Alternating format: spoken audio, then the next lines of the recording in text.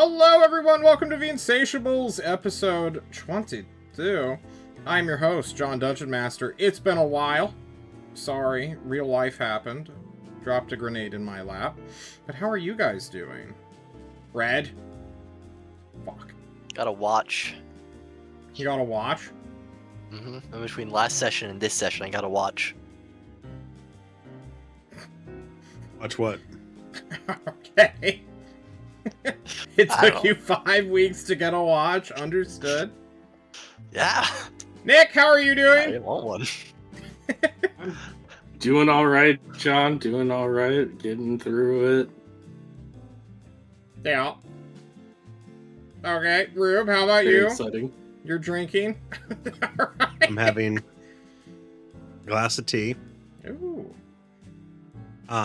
I'm doing fantastic. I'm getting everything ready for Comic-Con next week. I just got the last piece of my new costume together. Ooh. What are you going as? It's an obscure Disney character called Dreamfinder from Epcot. Greenfinder? Dreamfinder.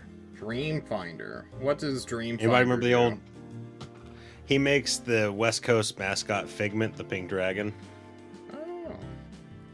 Yeah, so it's a big red-headed bearded guy in a blue suit and a top hat. That's basically you. You mean like Snefru? Yeah, pretty much. You want to see the top hat? Yeah. Okay, I'll get it. Greg, how are you doing while he's getting his top hat? I'm surviving. I went to the gym today and worked hard and then ate, and I don't know if I ate something that didn't agree with me or if I just ate too quickly to the gym, but my stomach is in knots today. I'm sorry, man. That's Thank all you good. for toughing it out, though, and being with us. Henrietta, how about you? Jesus Christ, look at that thing. What the fuck? I mean, it is a top hat. That's a Ooh. beautiful top hat. Can we keep this on the whole session? That's some Jiminy Cricket stuff right there. There we go. Now you I just like have to hold how up your you have to hold headphones the entire time, yeah. Yeah. He's Maybe not. constantly clued into Secret Service here. Yeah. Yeah. Yes, no, I have them. They're on stream now. Go. At their house. Henrietta, how are you doing? I'm doing good. I don't remember even the last time that we played, so it's a great start. Well, you want to give us a recap? Oh god.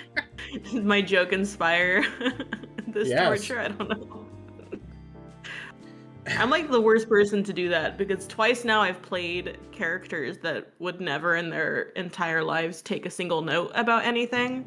Yeah. So I don't. I think that's funnier. Rube, Henrietta's Yeah. just given us her excuse of why she doesn't want to do the recap, which leaves us to you. Do you remember what happened last time we played the Insatiables? Yes, it's been a while, but after the Joe Shabshack fiasco, we had a strange case of the T-pose virus, which left us to have a quick rendezvous back at port to resupply and plan our trip deeper into the ocean chasing this riddle. Looking for a dream. And we have a whole rhyme, a new part of the fibrum, crystal, Librum, that was unlocked. And we basically just did some resupplying, and Huthcock most notably bought some more things to craft from. I believe it was a Kraken's tooth. It was a Kraken's tooth. Yes. It was. Yeah, and so we ended early last time in anticipation to set sail. Are you guys ready to set sail? Don't remember if we got all the rations we needed. I think We bought them. yes. Let me check Osric's ration pack. I'm sure we can retroactively throw It's just in in his pants. 7,000 rations onto the ship you guys have. If food Where did I becomes a get this problem, money? Well, I'll let you guys know if food becomes a problem. I don't think rations are going to be that big of a deal moving forward, guys. Okay. Where are you guys going? Do you remember? Yes, actually, we're going to the.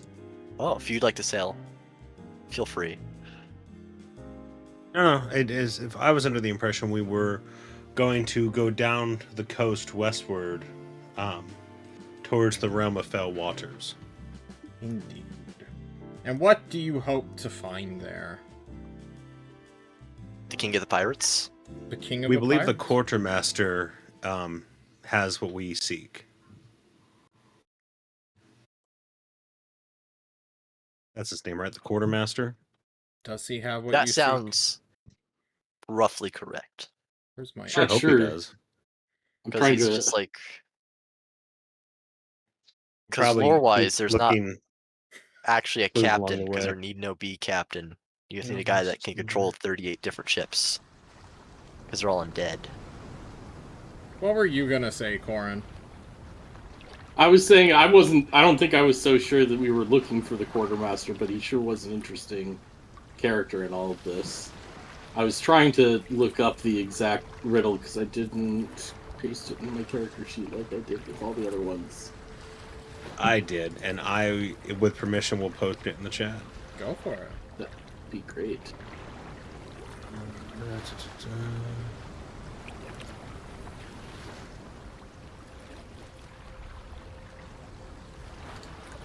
Copy. It's really bad, but I just did it really quickly. There you go.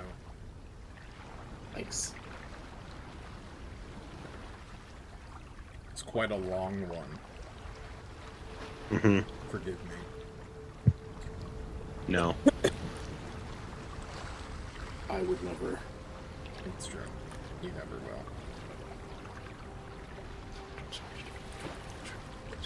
So we figured we would sail west and keep working on this riddle.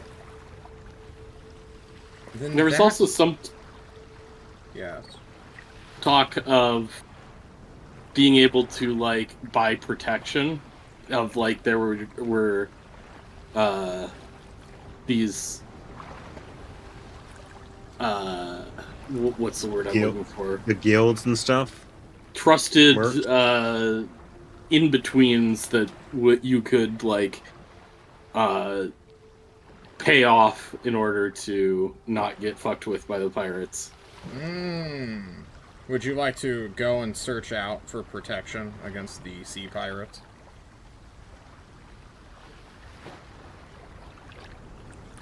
Jonah. We have enough money to do that, Journal.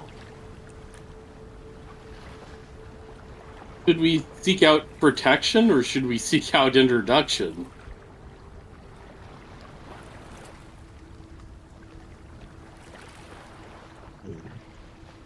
I feel like you should introduce yourself before you ask for things. Sure, but the real question is if we think this quartermaster is what we seek, how do we find him? If not through his intermediaries. Well, it seems like we should try to introduce ourselves if the opportunity arises. If he's worth a darn as a quartermaster, you just gotta steal from the pantry or something. He will notice. My ledgers are not balancing. Who ate the extra can of beans?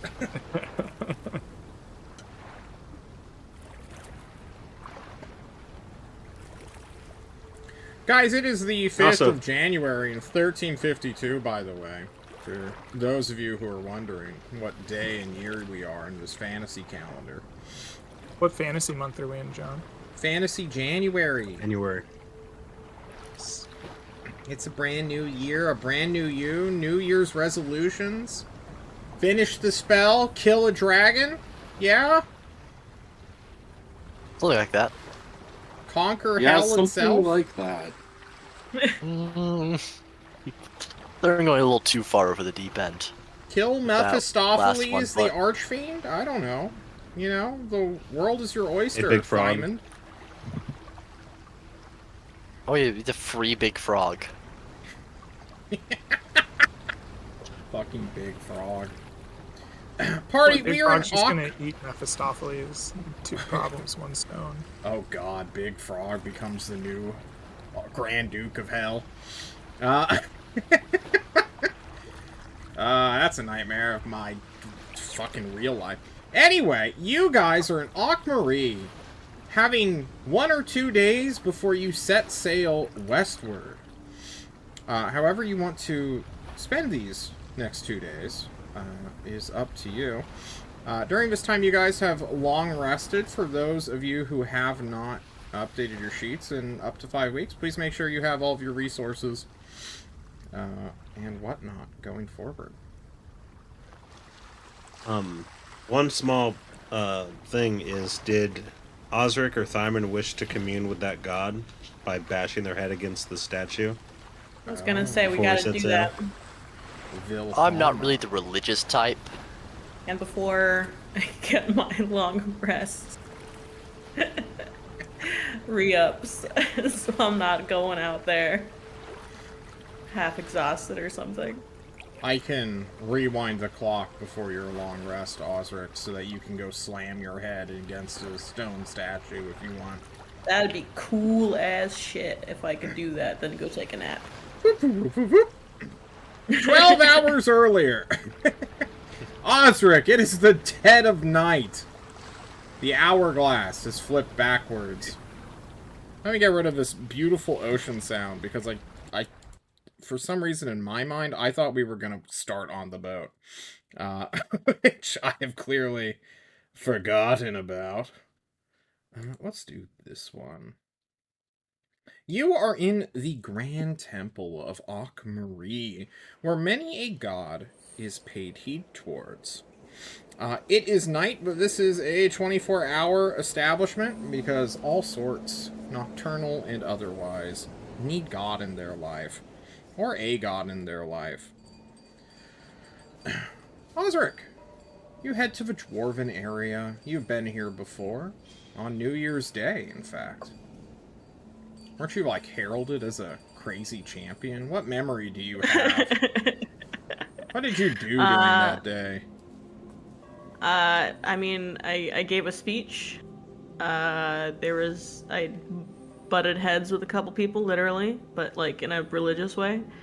And I was told in kind of cryptic terms that I need to get as close to death as possible in order to have a conversation with the dwarven gods, who were busy at the time, so, you know.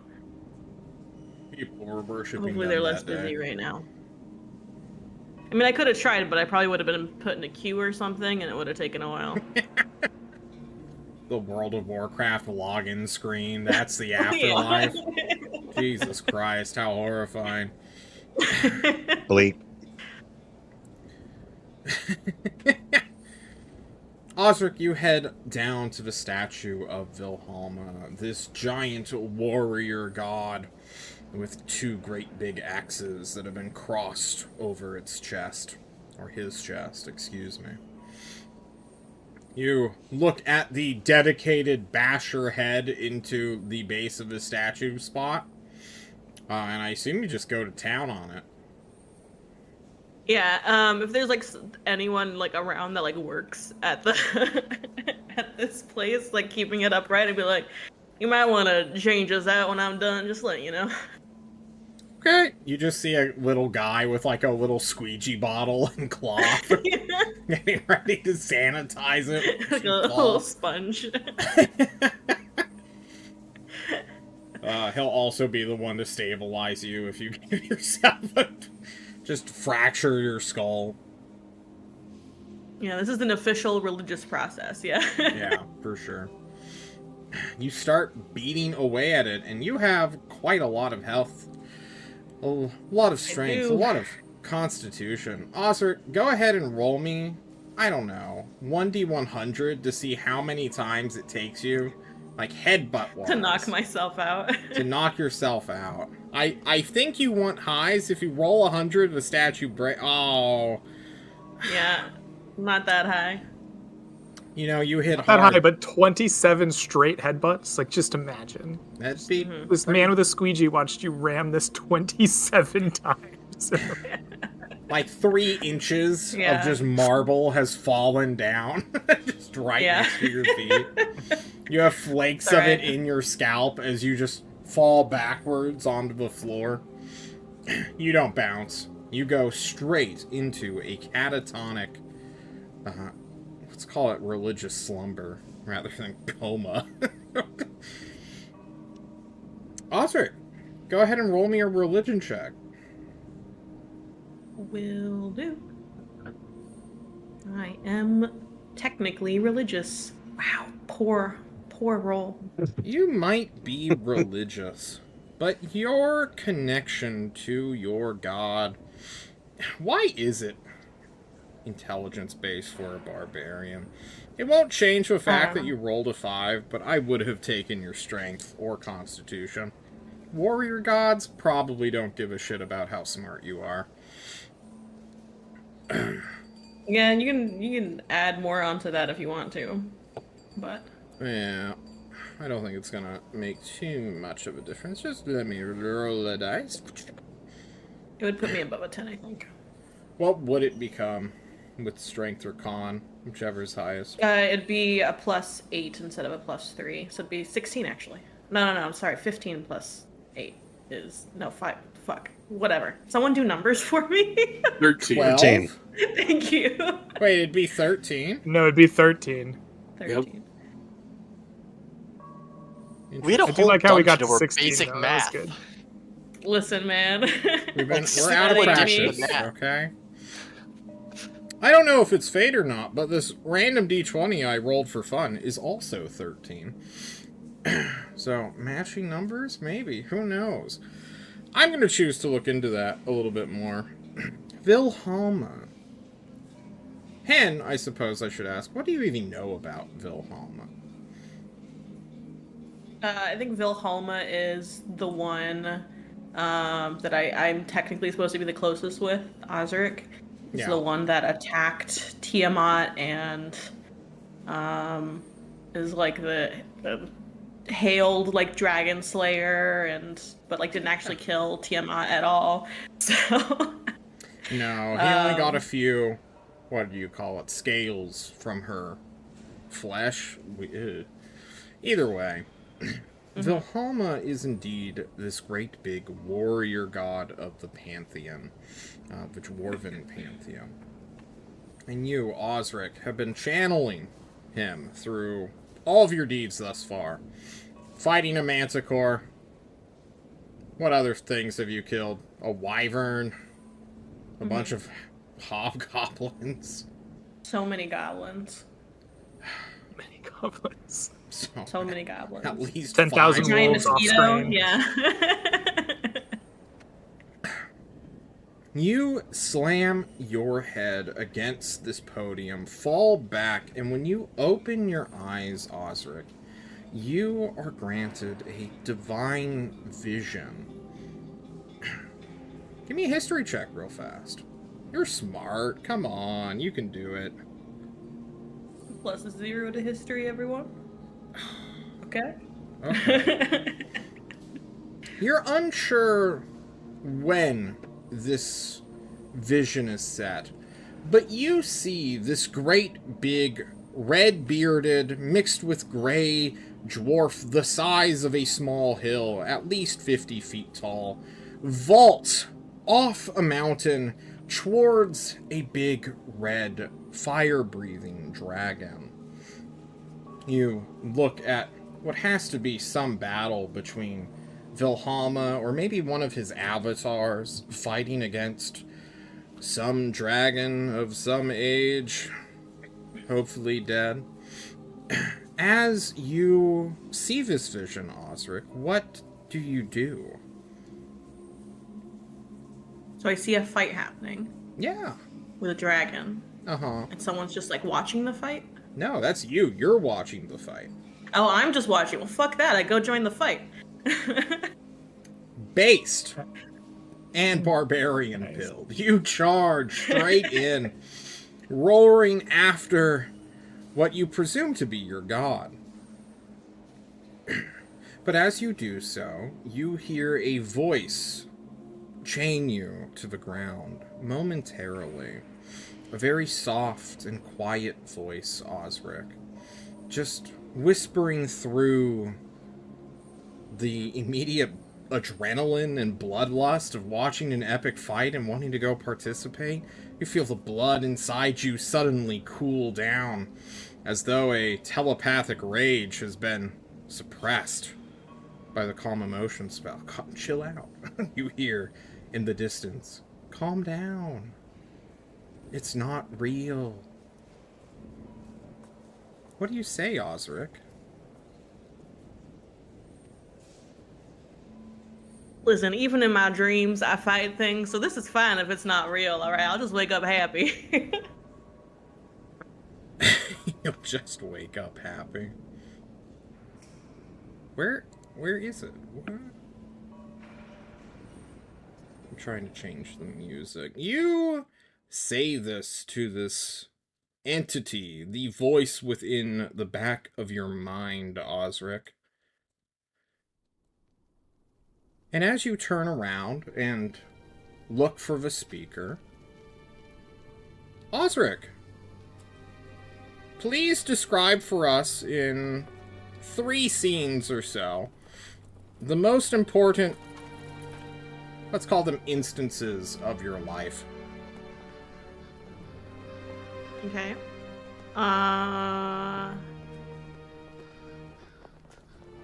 Probably the first fight he's ever won when he was a young dwarven man. The birth of his children. And when he found his god. What does the last one look like? I think he's just like kind of defeated in life at that point. Like he's going through kind of a shit divorce. His kids are all grown, have like left the nest. He's like this sad, like elderly, honestly, dwarven man who, even though he feels like he's in the prime of his life, people have started to treat him as though he's not the prime of his life anymore. And like kind of ostracized because of that, because it's like he's like, I'm still doing great, like I'm fine, my wife has left me, my kids don't talk to me, but I'm okay. And trying to convince himself of that. So he's like, it's like a little sad, you know? And so he finds this new meaning in his dreams. And he's like, well, fuck it. I'm just going to go do that. And it's changed his life for the better. But there's also like a part of him that still kind of misses when things used to be better. And maybe just like a little easier. Because he had people around that really actually knew him. And even though he likes the people that he's traveling with now, they only know the version of Osric that like is this kind of religious man. So it gave him new meaning and it gave him a new path to walk, but there's still, you know, he's 300 years old. He had like a whole lifetime before this. Several lifetimes, if we're going by human standards. Mm-hmm. Osric, you see your life, the first punch that knocked out another dwarf. It was so invigorating, so empowering. And that violence, every so often throughout the hundreds of years of life, you have been reminiscing on that. It's peaceful in the dwarven lands. You remember the birth of your children. Not your wife, notably, but your kids.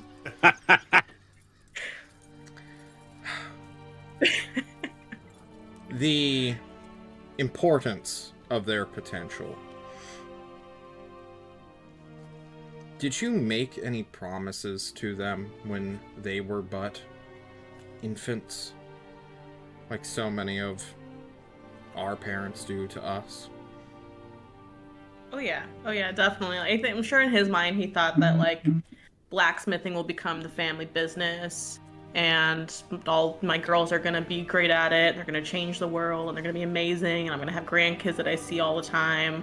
And I guess he also promised to like be there for them and protect them, and for things to always be the way they are. And evidently that didn't happen, because now they don't talk to him. And, you know, the life is not what it used to be, and he's left his blacksmithing behind, so what is there even to pass on anymore? So, yeah, a lot of promises that didn't happen, definitely. A lot of promises.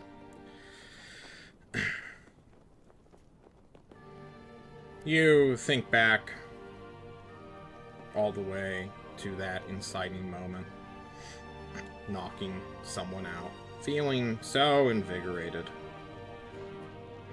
and how your life took essentially a 270-year pause from that one violent encounter until just a few years ago, when you realized that violence has always been your calling. You're really good at it, Osric. Yeah, your marriage fell apart. Yeah, your kids don't give a shit about you. And you ran away, basically, from them. If you could go back and change it all, Osric, starting from that one punch, how different would your life be? Probably not very different.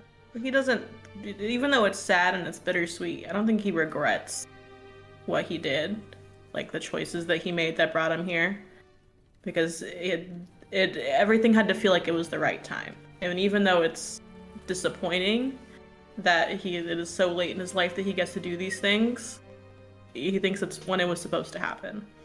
And he probably would have died a lot younger if he didn't, you know, wait until he was really able and ready. Fair. Or you would have had 270 years of sick-ass combats. Sarl the Insatiable would already be fucking dead in the ground somewhere. You'd be wearing his head like a cloak. It'd be sick as hell, Osric. You...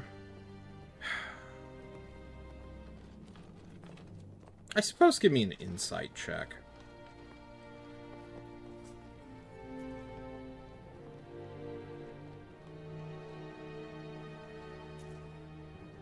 As you feel this almost forced regret pushed upon you, Osric, in your soul, you get this strange, almost sickening sensation that this isn't fucking Valhalla. You were supposed to be talking with a warrior god. You turn back and there's just darkness around you. That sick-ass scene of a dwarf fighting a dragon, that's no longer there. Instead, it's just darkness.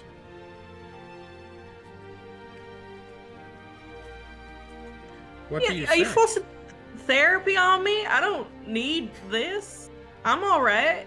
I'm fine. Is this... Are you gonna charge me for this? Give me a deception check, Osric.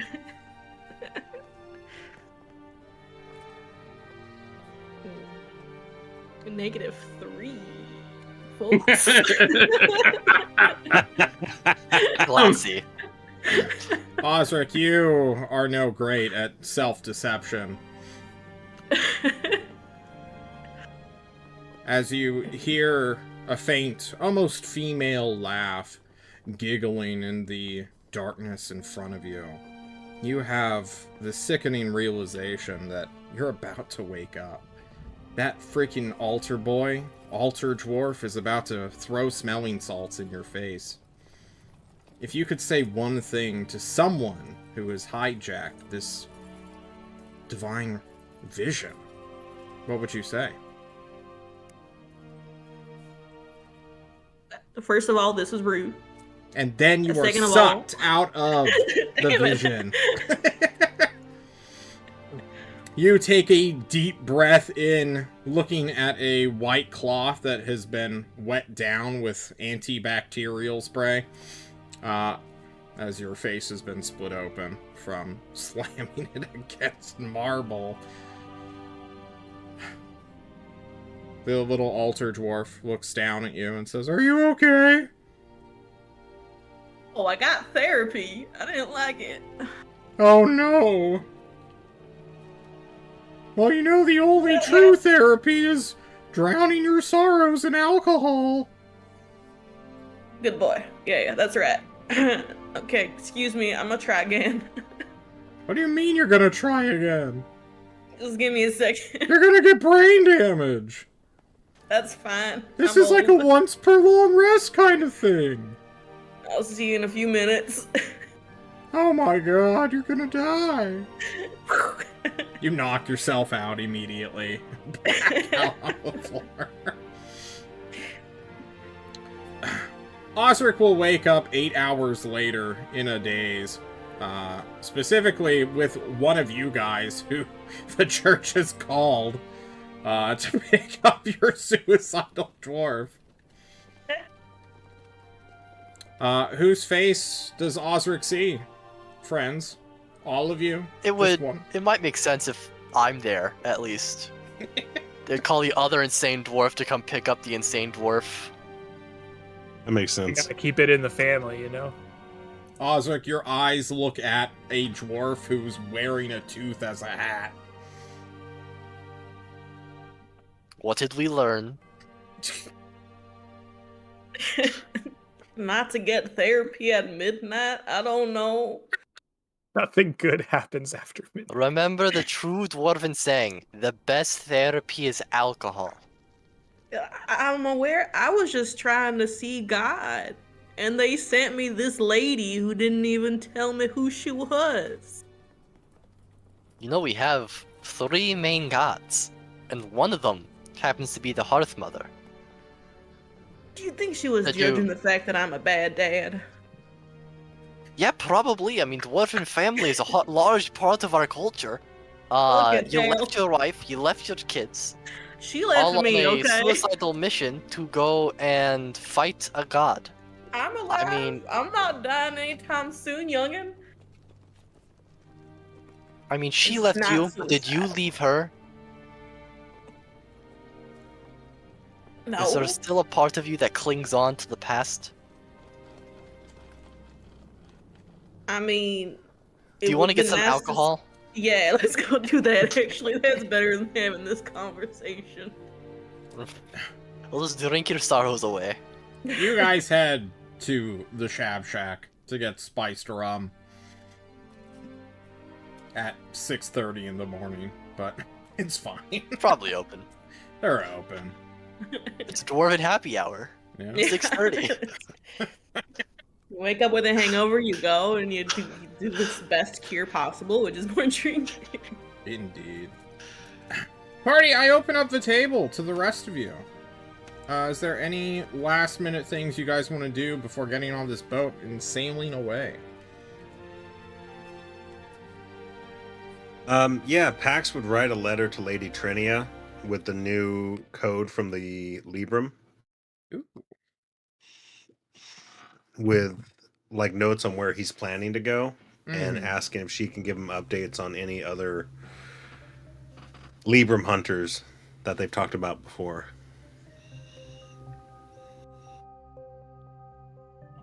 Basically keeping the Colts aware of his movements.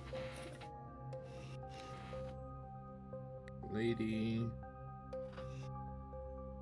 I know how to spell lady. There we go.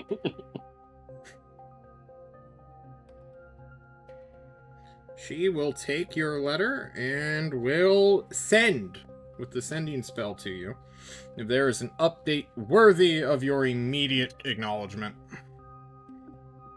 Perfect. She wishes you luck and tells you not to die in the ocean, since people don't get buried in the ocean, they just get eaten. Good luck. Thank you, milady.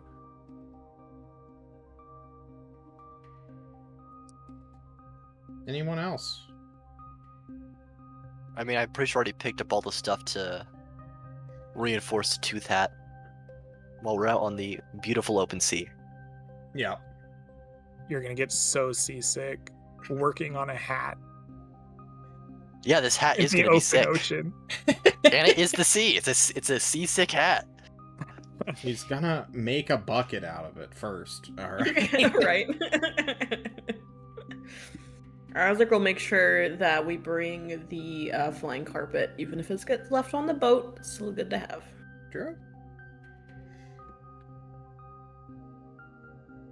Jonal, Bell. I don't have anything that comes to mind. Nope, I'm good. Then you guys will hop upon your beautiful boat. What's it called again? Sergio's... Pelican's Palette. The what? Pelican's Palette. The Pelican's Palette. Alright. Yeah, it's what pelicans eat. True. Giant wooden boards. Yeah. That kind of palette for sure. Mm-hmm. Hopping upon Sergio's trade vessel, you all will begin sailing. And sailing, and sailing on the open ocean. Having to go a bit south past this treacherous archipelago. And then westward for several hundred miles. Oh my god, 23,000 miles apparently. Not that far. Boop, boop. Oh man. There's going to be a lot of stuff happening on the ocean. And by a lot of stuff, I mean dealing with sunstroke, mostly. Dealing with the winds of the sea. Having incredibly cramped quarters. You guys are passengers, you're not even really crew. So I suppose I should ask, what is everyone doing to stay sane on this beautiful boat? I'm trying to find a role for Sergio to, like, be part of the sea shanties, because he was so concerned about it before. And I think I've come up with it, right? He can't sing. We've tried to train him singing. So we're going to teach him rhythm, and we're just going to have him be the, like, beat of the rhythm of the sea shanty for all his bully boys. Give me a performance check. Absolutely. To see if you can teach him what rhythm is. Sergio's got, some Spanish in him, I'm sure. He can move the hips. He knows some rhythm. Yes, the fantastical nation of Spain. Look, fantasy Spain's real, okay? No one It's expects true. the fantasy Inquisition. No, I sure as shit don't. You perform your heart out, Belle. Sergio tries. It takes him days. You'd think, like, oh, rhythm's a human thing. This should be easy, but it's just like, he does not have it. He's trying so hard. He begins to cry. Belle, is there one last little push you can do here to teach him rhythm? Oh, boy. I think I can, actually, right? I take him to the bow of the ship, and I like, hum our little tune, right? And I show him how the waves themselves crash into the ship about the same each time, right? And I, like, change the pitch of the song down low, and I like slow it down to match the crashing of waves, wave after wave. Surely a man of the sea like Sergio can understand this and follow along. And from there we can practice speeding it up and slowing it down. Give me another performance check, as though the last one was at advantage then. For you, All right. no, this man is a man of the sea. Oh, Oh, natural 20. with a natural 20, Belle, Sergio not just knows how to do a beat, not just hold a rhythm, he actually picks up an instrument. What instrument do you want Sergio to play from now on? You know what? I think he picks up a lute, but it's not the strings that he plays. He does that thing where he flips the lute over on the back and he like beats on the back side of it like acoustic drums. He treats a lute like a drum. I mean, that's like a thing though. You can Yeah. get a cool sound out of that. I think that's what he does. I can't play the strings worth a damn, but goddamn can I do this. And it is... I'm trying to remember that rhythm game. Donkey Kong Bongo Drum? What was that? He's the master of Parappa the Rappa. Yeah, Parappa the Rapper. He knows how to hold a rhythm. Osric, while Belle is losing her mind watching the most rhythmless man in the world figure out how to hit a piece of wood professionally, what are you doing? Osric is learning how to fish You're gonna fish off the side of a moving ship? with my javelin that returns to me. You're gonna hurl a stick into the ocean a bunch of times. You know the Elf thing goes that back, baby. impales the javelin, or it's impaled by the javelin, doesn't come back with you. Practice. Osric just thinks he's really bad at fishing. He's like, I can't hit him. Bunch of back. dead Just- fish in our way. There's just a leg of sturgeon floating dead in the water Yeah. behind the ship. A horde of sharks are following your ship.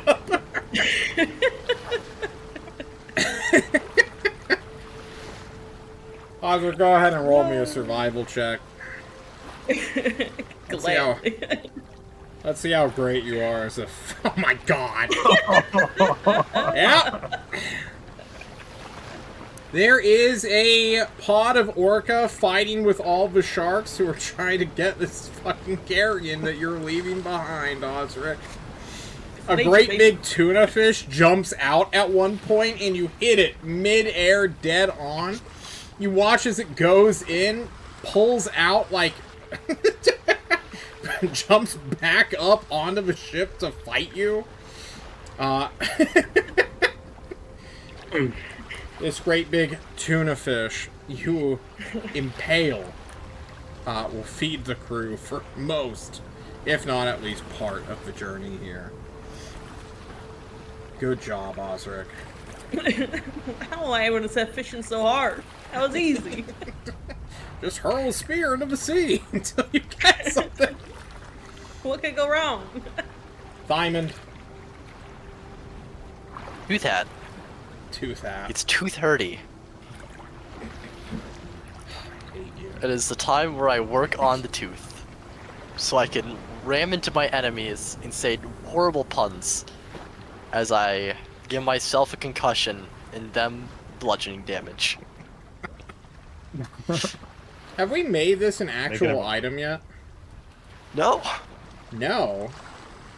no, you haven't made an item. What do we have you roll for your hat? What's the item creation thing? Well, let's see here. I was going to do, because it's a tooth, so it's not. Yeah, It's a very delicate object to work with, so I was going to use jeweler's tools okay. I can to see it. slowly carve into it. I can see that, for sure. I was gonna say dentistry's tools, but I don't think those exist. I didn't go to dentistry school. I have not learned that trade yet. That's In how the similar future. the two are. Jewelry tools, dentist tools. You both It's got in the little Unironically, metal though, picks, Yeah. pliers, string. Basically the same kit. A power washer, for sure. No. I should start doing dentistry on the rest of the team. Good God. Simon! Let's see it. Let's see your jeweler's kit in action.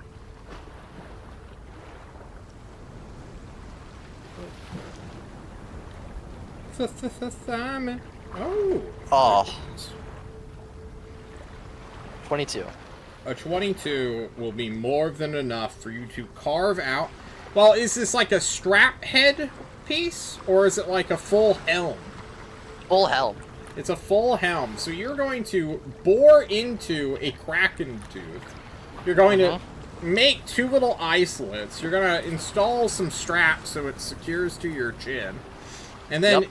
in that, in the molar and the fang, you're going to ram your head into people. Yes, full force. Good God. All Let's right. go put some, like, After padding in exactly there, surely. 25 For sure. feet of movement, I'll be able to mash into people. Okay. I am going to say that using this helm will be a bonus action. If you spend at least half your movement, whatever that is, 12 and a half, I guess. Yeah, I think You'll 12 and a do half feet. 1d6 plus your strength. If you move the full 25, though, your full movement, it'll be 2d6 plus your strength. So this is either going to be a great sword or a spear on the charge. If you move less than half, you have a cool hat on. Hyman's like turning into the Labubu rocket. Did someone just let a dog into your room, Thymond? I think they let the dog in and then took them away, so we're not going to worry about that. Okay. The Sounds dog good. is gone again. While you set up that beautiful hat upon your beautiful head, Jonal, what are you doing? I think, like, Jonal is reaching the end of, like, he's feeling like he's reaching the end of this destined quest, and he's having a lot of questions about the end of the destined quest. He feels like something that he thought and believed in the last riddle was confirmed? Question mark? Was implied that the Hoarfrost Witch may not truly be dead. The very last line of the poem says, "Till I see you in the whore." And so he's thinking that there's something that needs to be done that is a sacrifice, or every single person we've been coming to has been like, I don't envy you, or your quest is awful and I don't, your ending is not good. So I think Jonal is like, what is this ending that the Hoarfrost Witch has come to? And where am I going? And is that okay? Because it may not be the joy, the glory of destroying a dragon that truly is the end of this quest. So I think Jonal, how are you not going insane on the sea ride? Jonal's going a little insane on the sea ride. That's the answer. I think Jonal is gonna try channeling some of his magic again into the Librum.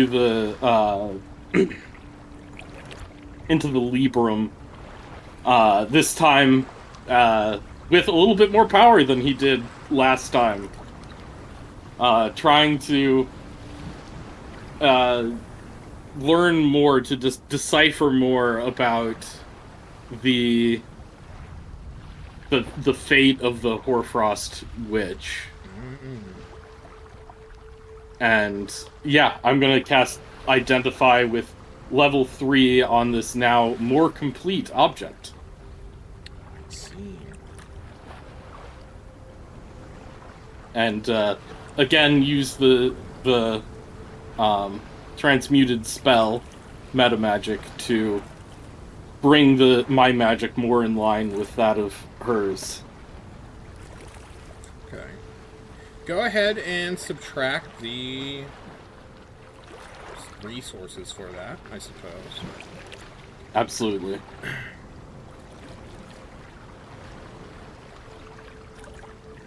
I do want to make this a little bit of a chance, because there's a lot that this person put into this item. not all of it might be useful. I will let you decide.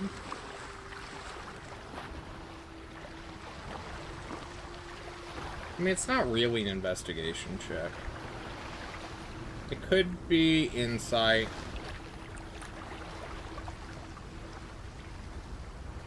Could be arcana. You're trying to, like, magically search through what is effectively the wizard who created this item's memories through their magic and sort of take that upon you. How would you like to sell me some sort of dice roll for that? I think it would be insight with spell casting modifier, right? Because really I'm trying to do this through my magic, right? Yeah, I can see that. Take advantage for 3rd level spell slot plus sorcery point. I really think that's cool.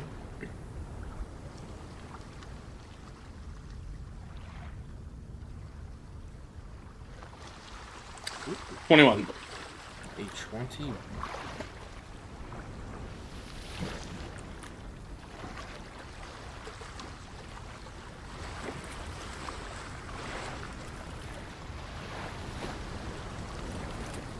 There was one line you said that I specifically wanted to focus on.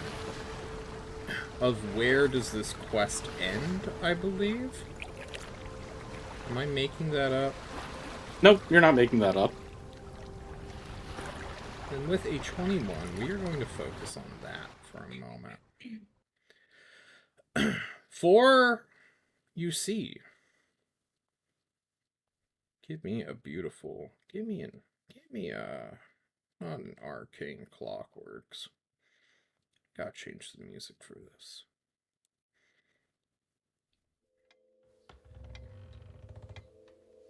Jonal, you are sitting inside your cabin. The ocean fades out away from you, and the noise of a ticking clock can be heard. Clearly not real, unless Red is within the room with you and his fancy new watch. Sorry, I just throw it back. Jonal, you hear garbled words at first, and then a door creaks open behind you. You turn around expecting Pax or maybe Osric barging in, showing you another piece of fucking fish they found, or Pax warning you of something, as he often does. You know, Pax, he's got such good eyes, he sees all threats coming, no matter what direction they're coming from.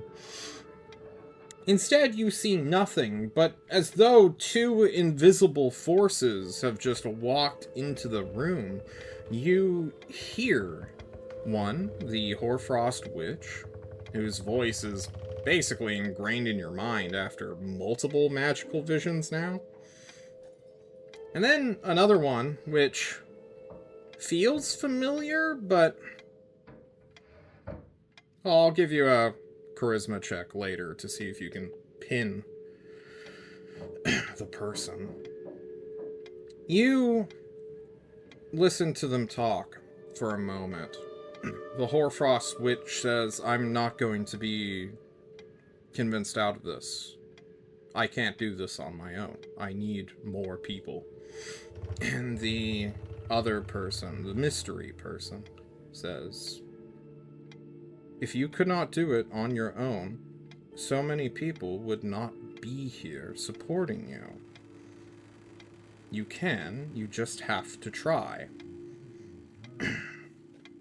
The Hoarfrost Witch returns, saying, no, we don't need an attempt. We need a sure thing. If we only have one chance at this, we need to be sure. There is a sigh that comes from the other person, who speaks bluntly. There is no such thing as a sure thing in this world. It will always come down to a dice roll. This person will then Stomp, stomp, stomp, stomp. As though they are stomping right through you, Jonal. Their temporal position not being exactly... rather, being exactly where you are. You, this entity that is on the ground currently. Look at this. You've broken up how many pieces? 5? 4? 7? 6? 8? How many people do you really need for this spell?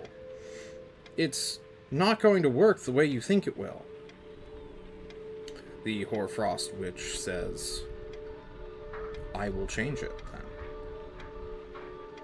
I am tired of these people, these creatures, deciding things arbitrarily. There are others out there like me who will come after me, who can help. Okay. The entity will physically pick you up, Jonal, weirdly. You feel much lighter, smaller in this moment. And as suddenly you can see, you look into a platinum-colored eye staring at you.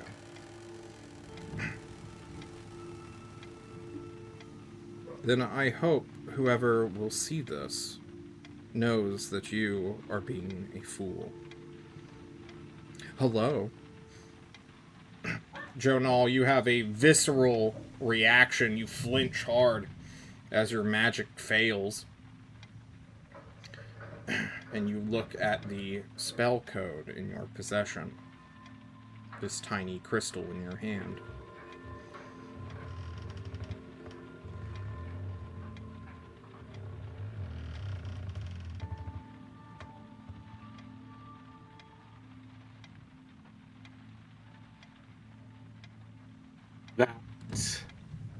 I think that's was not at all what Jonal was expecting. He had always thought of these others on this quest as competitors, as somehow false. But this seems to be implying of a coming together, a joining of all of us to a common purpose. That the Hoarfrost Witch alone believes she doesn't have the power to cast this spell, at least not reliably, and these are her calls for assistance, for competent mages who can aid her in her quest.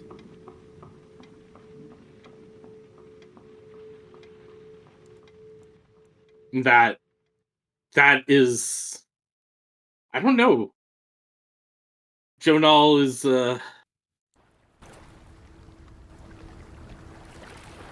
I guess, disturbed a little bit in his thought that he had of his own specialness. That he's been put in a place where he's now just one of potentially many to come together.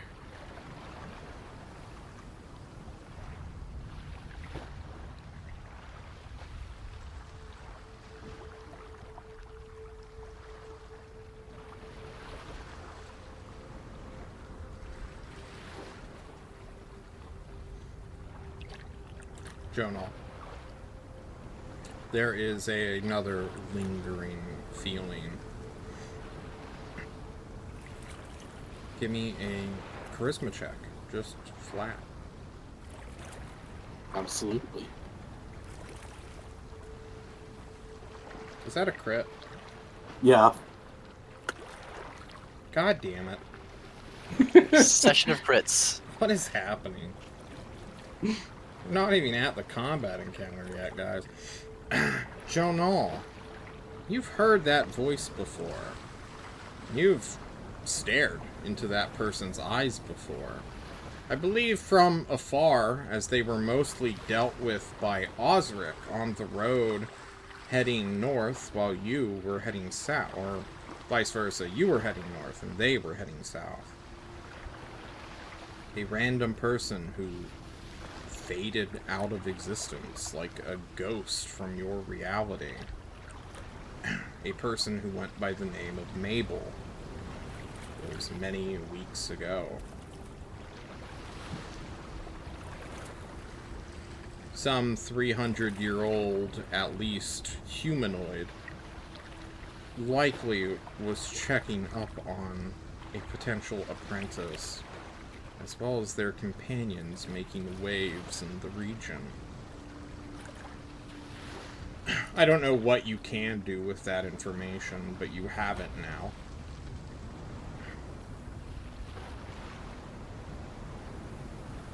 Should I move on to Pax while you process that? Yeah. Pax! Pax Posidio! Yes, Captain. You! What are you doing? Well, I think he was useless. Bless you. I think he was useless for the first few days of travel. He tried all the little tricks he's been taught by Grimm to fly around and waste time. And then to stave off boredom, he begged Sergio's first mate, I guess the guy running the ship, the captain. Yep. For something to do. And he's been working with the crew, trying to learn how to cut sail and sail the ship. They quickly Just to realize stave you're off. an absolute amateur, and as a joke, put you in the crow's nest. Yep. Go ahead and give me a perception check, Pax. As you have been living up on the top of the world, plus you can fly. That's just nice to have. It's a crit for 17. Guys, what is happening? What is happening, guys? He's, Look, we're just very his much non-elven not eye bored can on the see ship. really well. This crew was made for fucking around. We're great at it. Oh my Pax, what does your non-elven eye see? Pax, some things happen with you on top of the crow's nest, for you see a heavy mist is beginning to form around the ship unnaturally. We're going to say that it is close to evening when this happens. You all are in relaxation mode, study mode. Joe Knoll just had his big revelation from down beneath in the crew's quarters.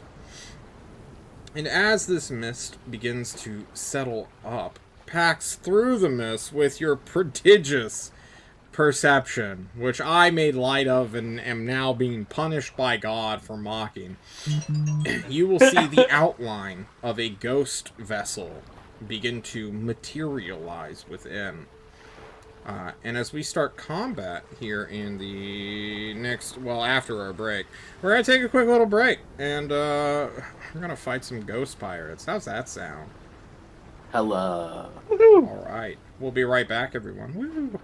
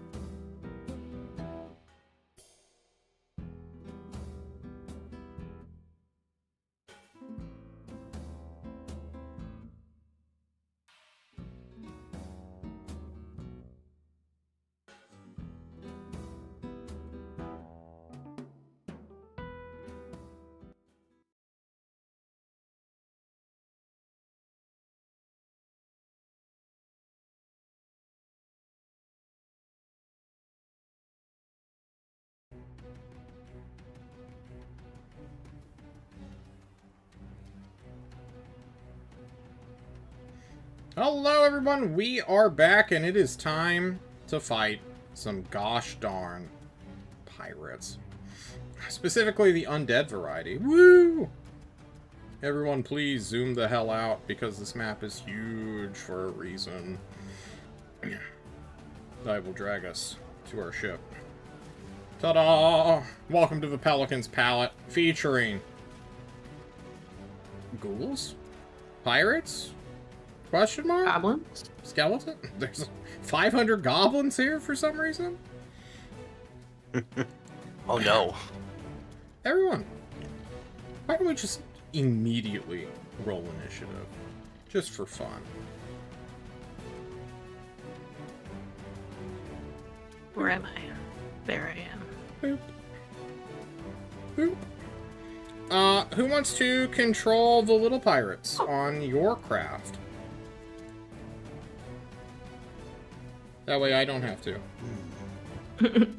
Anyone? How many pirates Sure. are there on our side? Oh, Uh, Cora's that got works it. as well. Imagine asking questions. I was gonna imagine like we all get our own little pirate to control. You guys can share. Does anyone want Sergio? Or assume. I think Greg His should have mistress. Sergio. Okay. I can do that. Corin, you now have access to my bandit stat log, which is what our little sailors are. Pax, I am going to give you the first mate, because you're the only one who spoke with him this entire time.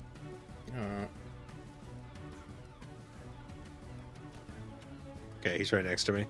Cool. I believe I rolled them into initiative already. And then Sergio will get Greg Age. Go. Sergio looks quite younger in his portrait, but he is the swashbuckler. Since you rolled a critical success on your perception there, I will also inform you of the secret threat, which I wasn't going to do until it was too late, but I guess I'm feeling generous with crits today. Pax, you will see that north is where the main threat lies, about 60 feet away from you. But additionally, in the shadows of the water, you see another vessel either submerged or rowing in like a mirror world, coming straight towards you, as though a second boat is here to crush you against another one. I will inform you when that threat is coming, I suppose. Okay. Do I have all Did my the bandits goals? get rolled in? I'm sorry? Did the bandits get rolled in? Or should I roll an initiative? for them? You can roll them right now if you want. Do you want I'm one still- initiative or individual? You can roll them as one. I'm gonna do all Okay. of my skeleton equivalents at one.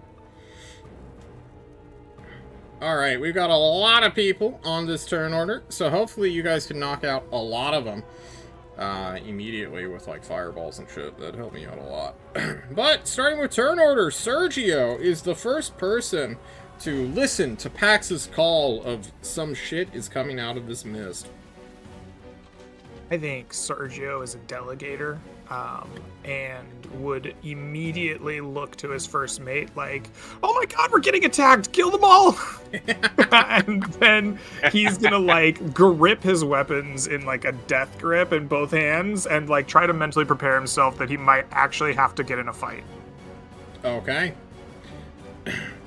Sergio, I have demarcated with a little pink dot, Bell. Before any player or any of my enemies move, if my players want to move their tokens around the boat, feel free to. I will not stop. Good. you. I think. I'm in the crow's nest, or did I slide down and cry alarm? It's up to you. Do you want to be in a crow's nest? I think just so I can keep an eye on that weird, ominous shadow, yes. Okay.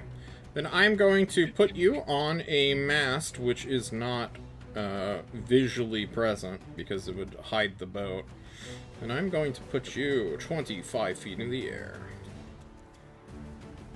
There you go. Thank you. You're welcome. It seems like a mantle of majesty is about to go off as well. No, I needed to read what it does. Ah, cool. Sorry. Yeah, you're great.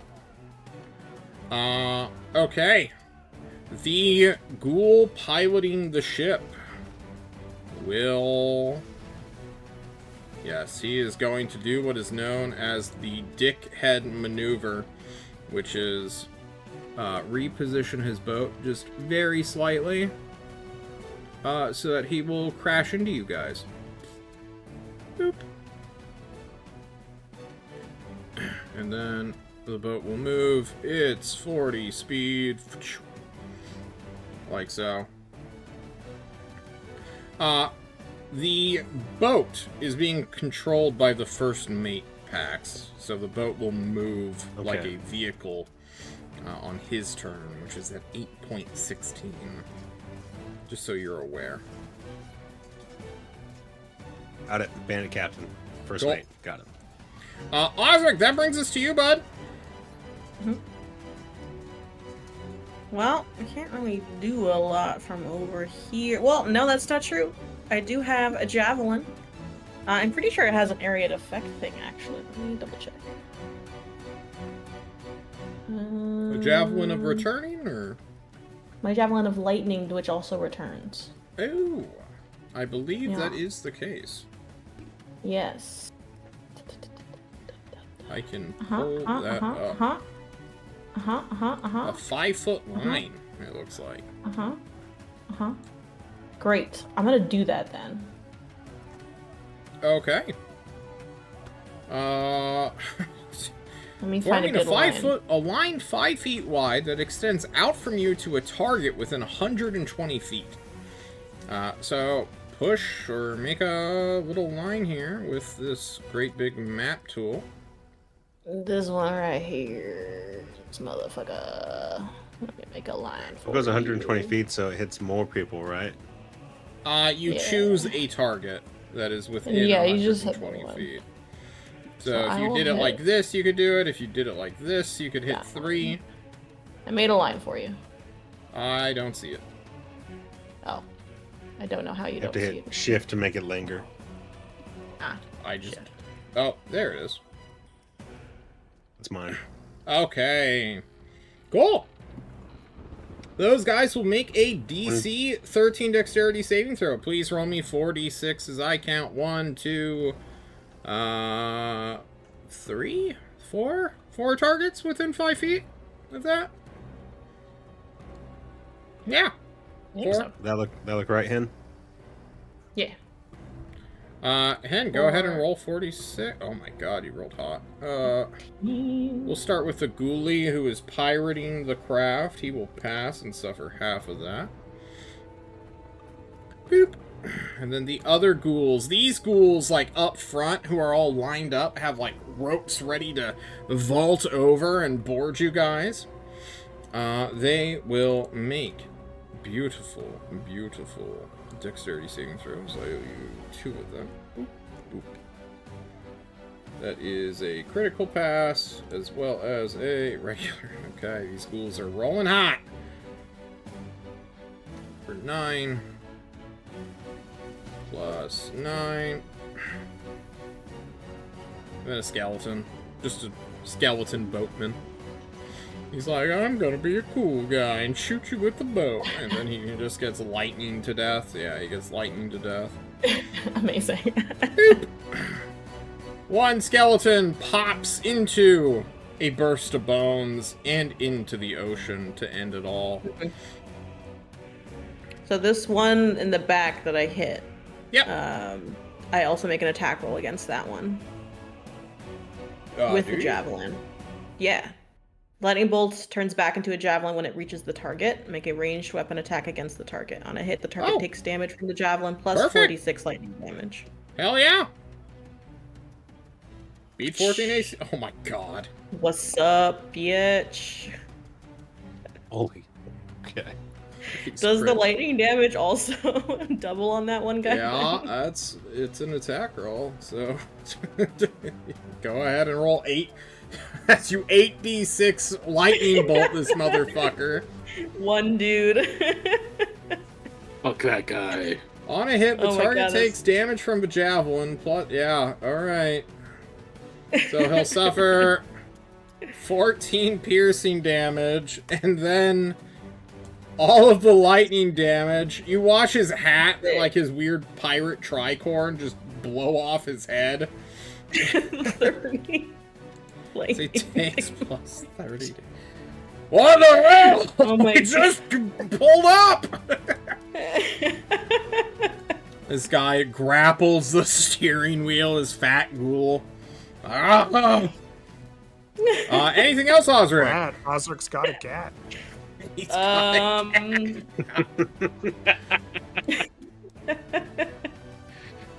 I would have Technically, that one-shot was only packs. one attack. Hang on, does it come back to me at the end after I've used it already? I don't remember. It can't be. I don't remember the returning part. Does it come back after my turn, or did I get back immediately to throw it again? Remember, I'll look up Javelin of Lightning. Well, no, the returning part was like separate. Yeah. It should come back every time you take the attack action. Okay. So you should be on able my to extra, throw it again. Yeah. Great. On my extra attack, I will throw it again. I can't use my lightning thing again. Just a regular javelin now. Yep. And I'll throw it at the one that's nearest to me that's still alive. This one that took the damage. Okay.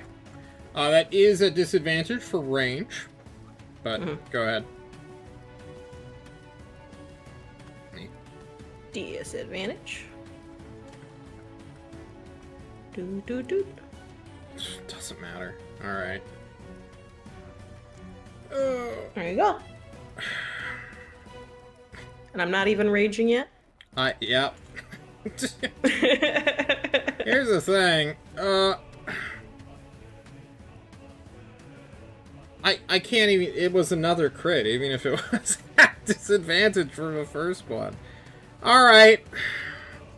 Thanks, game. That's just so many criticals. Just back to back to back, guys. I'm stunned. But not. Alright. You strike him true. I have subtracted the health. Osric, please take your movement and save your rage for now.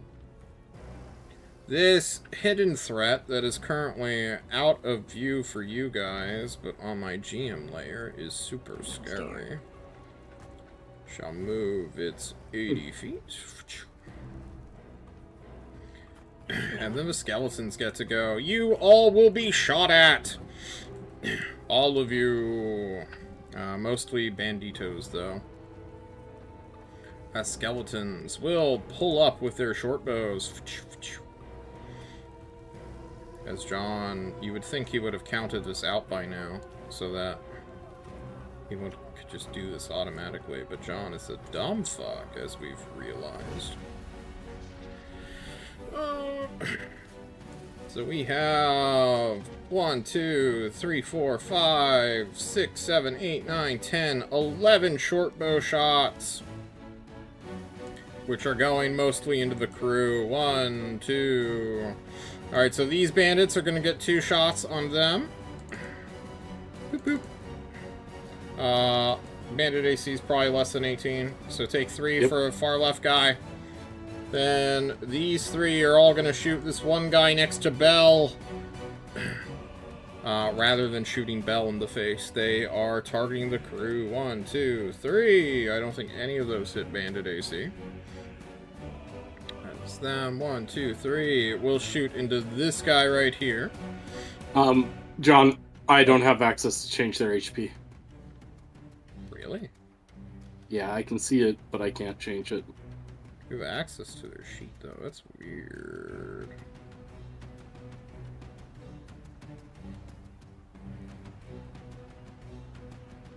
That's super weird.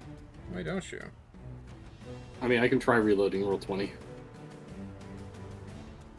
I mean, I will subtract the 3 health, regardless. Yep. But that's going to be annoying.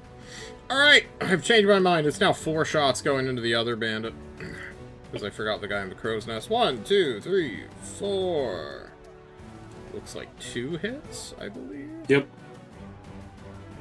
4 and 7. There we go. It might be 3. Let me just double check. They don't have 12 AC. They do have 12 AC, so that 12's a hit. Perfect. For another 5, brings this guy down to 1. And then the last 2 shots will go into the bandit next to Osric.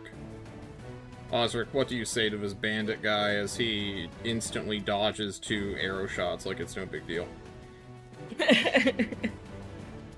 That's how you fucking duck. Jonah, that brings us to you, bud. Alright. I apologize, I'm getting my sheet back up. You're great. I'm gonna guess that my move is gonna be very surprising to you. Is it? No. Oh. It's going to be very, very obvious. Are you We're gonna cast casting a Fireball? Yeah. I will cast Fireball. And I'm gonna center it. I'll show you in a second. Please do. You upcat? Oh, elemental affinity. Gotcha. 20-foot radius. Alright. It looks like you were going to hit 1, 2, 3, 4, 5, 6, 7 of the ghouls. Their dex save is +2, so they need 13 ups. Just hold that real quick. 1 pass. 4, 15 brings them to 2. Next 2 are fucking dead. Next one is a pass and still almost dies. The other one is a pass but dies. Other one doesn't matter, rolled 14 HP. And then the last guy is a pass. One skeleton will... I have to roll it because he could survive. Boop, boop, boop, boop. He will fail and die.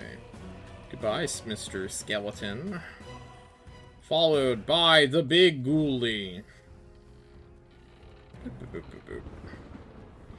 You cast Fireball on him. And he will take the full 30 as he gets basically lightning bolted 3 times. Stabbed by a javelin. And set on fire. The boat. For some reason, Corin, whether pirates, specifically magical undead ones, know that their boats are susceptible to being blown up by fireballs, is either immune or incredibly resistant to a singular 30 damage fireball. You do see that the extremities of the vessel, specifically the crow's nest, explode in fire.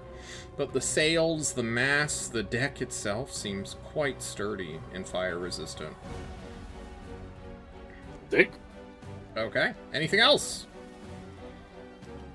I think I'm good. Alright.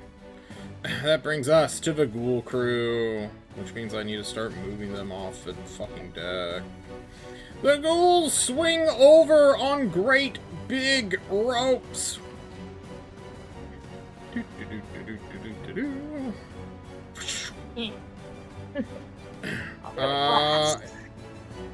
Say that again? Who's spoke? Circle laughs. Indeed. These last 2 actually have to make dexterity saving throws or fall off the edge. LOL. I mismeasured. Alright, one of them goes into the murk. He just sunk a little bit. The other one catches himself on the edge of this great big rope and then onto the railing of your ship. The others will attack. Is there something about ghoul scent? No. Alright, not these guys. These are not the stinking ghouls. Ah! Alright, one will attack a regular bandito with its claws. 14 will hit, 12 AC. Yep. Go ahead and make that DC 10 if you can. I will subtract its health. Yeah, I got you. Then we have, it looks like 3 within range of Bell. Yes. Bell, I'm going to claw you now. Okay. Claw, claw, claw. Oh my god. You got 3 hits. Alrighty. 7, 5, and then 5. Please make me 3 DC con saving throws. I will. There's 1. There's 2. And there's 3. Okay. You are paralyzed by their terrible stench, disease, and or their lightning things. 17. Before I'm paralyzed, can I hellishly rebuke the first one? For sure. Excellente. So I take 17 damage, which is that much. I am going to invoke my Infernal Legacy and rebuke this bastard who would dare strike me. Please do. That should roll. Did it not? Roll 20 may be a little laggy. You could input it again. Okay, will do. There it is. There we go. He's gonna make a dex save or take 9 fire damage. He will make a dex save and critically fail, getting set on fire. Excelente. For And then I'm 9. paralyzed. You are indeed Excellent. paralyzed. You may remake that saving throw at the end of each of your subsequent turns. Blah, blah, blah, Brilliant. blah. This ghoul will rip out the throat of a pirate. Oh, he misses actually because he's a dunce. The other one will attack Thymond, who he had. This one will claw at you, Thymond, with a critical success. Go ahead and suffer that damage, and please make me a DC 10 Constitution saving throw, and please roll 1, please. I have no other chance. Oh, There's that's a not 21. a 1. There's a 1 in there. Wait, do you have negative advantage? Or do you have negative No. inspiration? No. Fuck. I know one of you does. Which one has negative inspiration?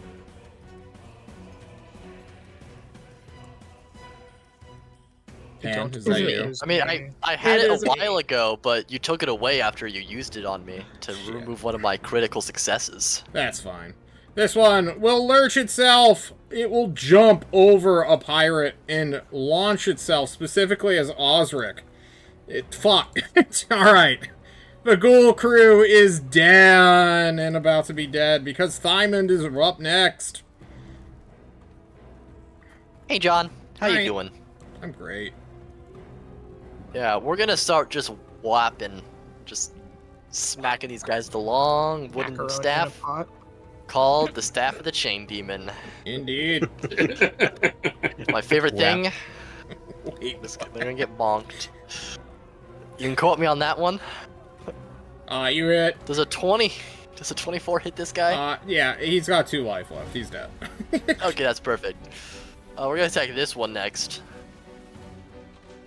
Swing away. Yeah, Does a 19 hit? that'll do it. Ah, perfect. Can he take a very light, I forgot how much damage this actually deals. You two-handing it or one-handing it? I'm two-handing it. And it will deal 9 no matter what, because it's... Okay, yeah. But I want him to take the true necrotic damage because it's cool. It is Hip. cool. Oh god, I almost threw the boat out into the ocean. Let's not do that. Ooh, Oh my god. that's bye-bye boat. Yep. Alrighty. Anything else, Mr. Fatter Man? Yes, I'm gonna use my superiority dice to trip attack him. Okay. He'll So I make don't a like this guy. ghoulish strength saving throw, probably failing. That is not past my... and he takes 4 more damage. Then he will and fall prone. I suppose he could... he'll make an athletics save not to fall off the boat. He won't fall off the boat. He falls prone, though. I'll just slide him off the boat on my next turn. Understood. Much like a hockey puck. Bell, Yeah. you are paralyzed. I am. I suppose at the end of my turn, I will make a con save. Indeed. The ghouls start breakdancing in front of you. Yep, I'm still paralyzed.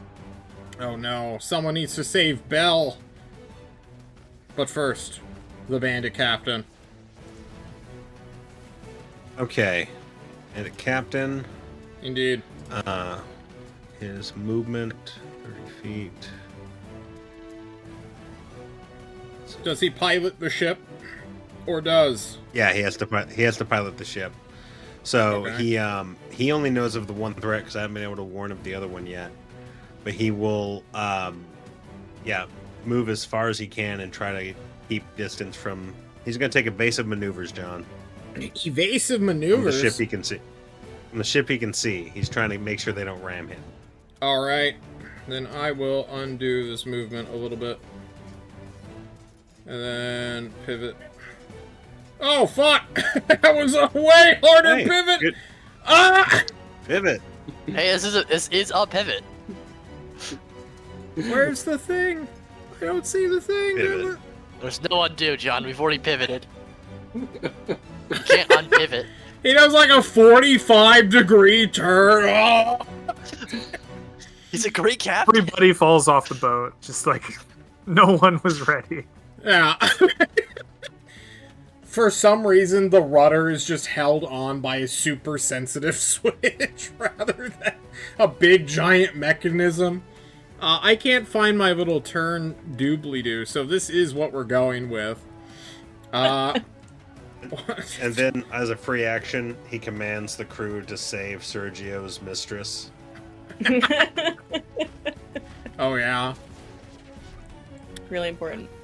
I'm actually gonna give the pirate captain a piloting check here. Which is not going to be great. You roll me a 1d20 plus 4. You want above a 12. Alright. No one needs to make deck saves for, although this is a very sharp turn, he's going with the ocean and making sure everyone stays on deck rather than falling several dozen feet down. Galactic down on this map. Pax, that brings us to you, bud. Okay. So he catches himself up in the crow's nest. He looks down at the situation.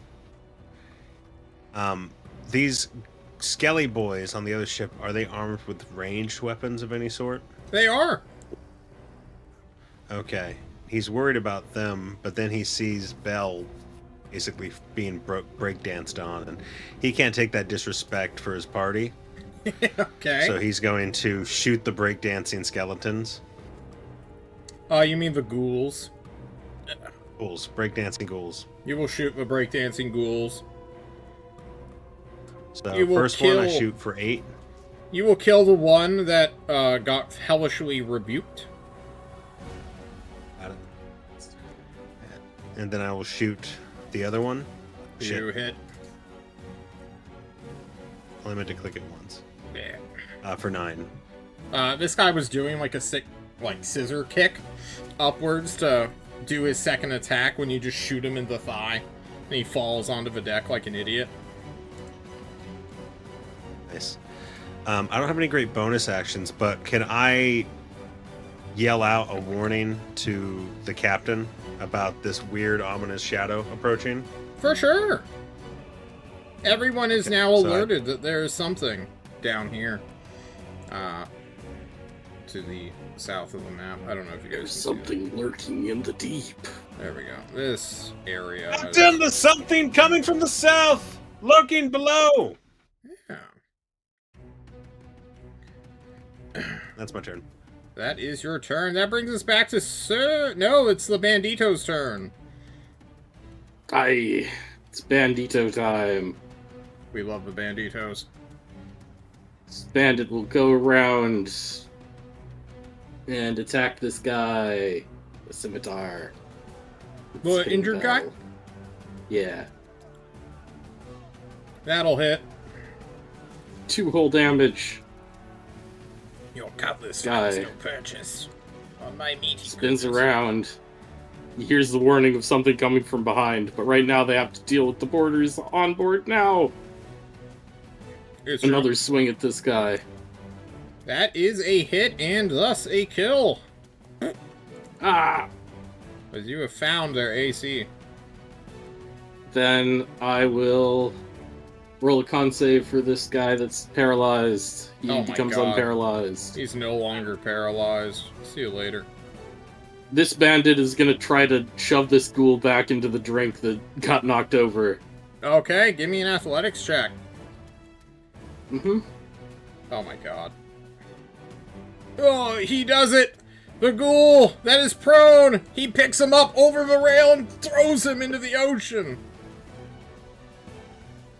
This guy sees how ripped. cool that guy looked, and he says, "Hey, buddy, come put." Wait, yeah, that's another one. Yeah, okay. Yeah, he's gonna take the help action to help this guy push this one over the railing. Okay. It'd be even cooler when 2 of us do it instead of just 1. 8 isn't great. Nope. 8's not great. The ghoul is dead set on stabbing Osric in the back of the neck. These 2, I think, are going to be. There are skeletons. Yeah, I think that they're gonna fire back at the skeletons on the other ship. Okay. Fire away now. That hits. That crits. Jesus Christ.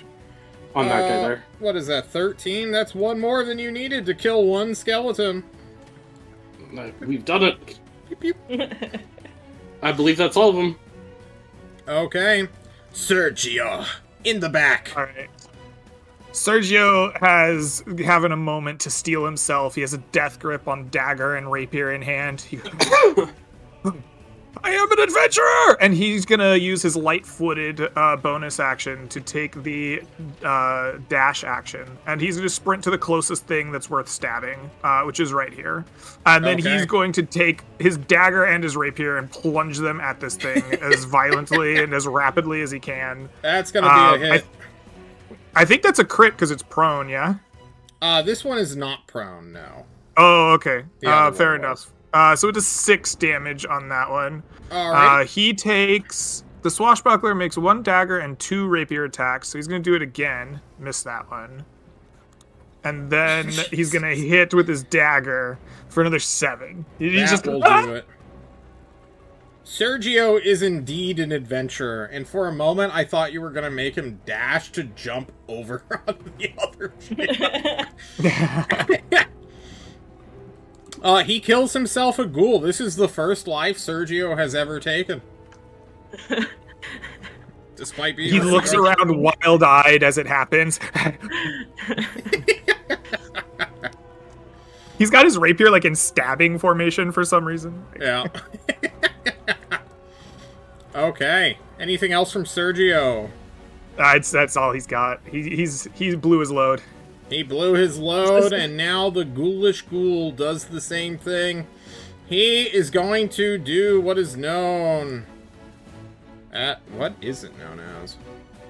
What's it? Pit stop? Pit check you? What do cops do when they want to barge into your... Pit maneuver? Pit maneuver! He's going to try to pit maneuver your ship and his ship and blow out your rudder. As soon as I can pull up his character sheet. Thank you, game. Out of here, measuring tool. How long have you been up?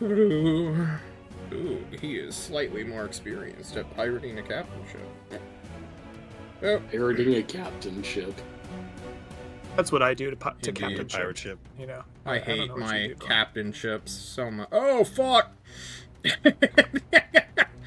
Oh, this is getting a little freaky. Alright, you go to the map layer real quick so that I can actually... No, I don't want all the dead skeletons. Game. Oh. Zoom in. Please, please don't just crash. Like so. Oh, yes, we did it. Nice. And then he keeps spinning. Spinning to winning. And he has to move forward a little bit. Oh, he actually can't get the angle. That sucks. Alright, he's right next to you guys, though. I'm upset he's spaghetti. Not that you guys care. Alright, he's like, get him, Bones! Rattle him! From the back of his ship. Osric, it is your turn. That's within jumping distance, surely? I hope so, because that's what I would like to do. If not, you can always strike the hull of the vessel and clamber up it.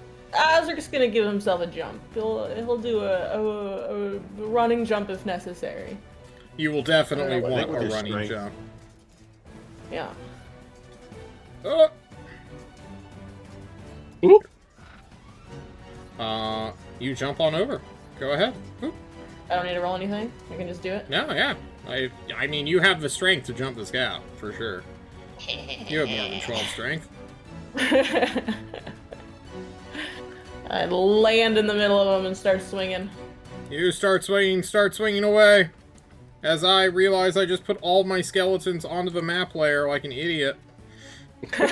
I was wondering what happened to all of their HP. Since I'm over here alone, I'm actually gonna rage. Okay. And I will be using my great sword with my plus 10. Yeah, I think you'll hit and kill a skeleton. There's a chance. Fantastic. And then I will do my extra attack and hit another skeleton.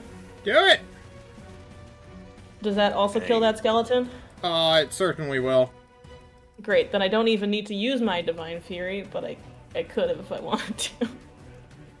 You do not feel so divine in your fury right now, apparently. If you don't want to use it. No. I mean, you've spent like 20 feet of movement. You have some more if you want it.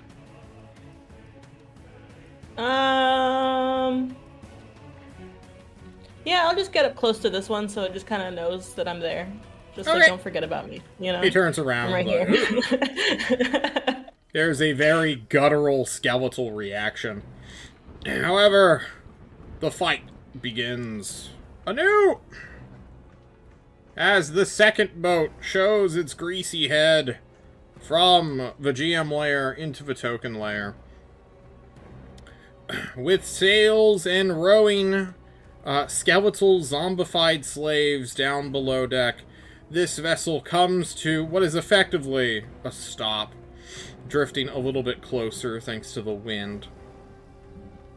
And we'll just unleash a volley on you guys, which will be slightly more easier to deal with than dealing with a casual 32 bow shot. Oh, there's cover from the fucking sail, though. Wow, alright. How do I want to resolve that? Clearly, it's full cover and they can't hit us at all. Full cover? I don't think that will help the dexterity saving throw. Oh, but it's going to cover everything in this 15-foot cube. Alright, everyone in this cube, please... Oh, come on, game. Thank you. Please make me a DC... We're going to lower the DC for this. We're going to make it a DC 10 instead of 13.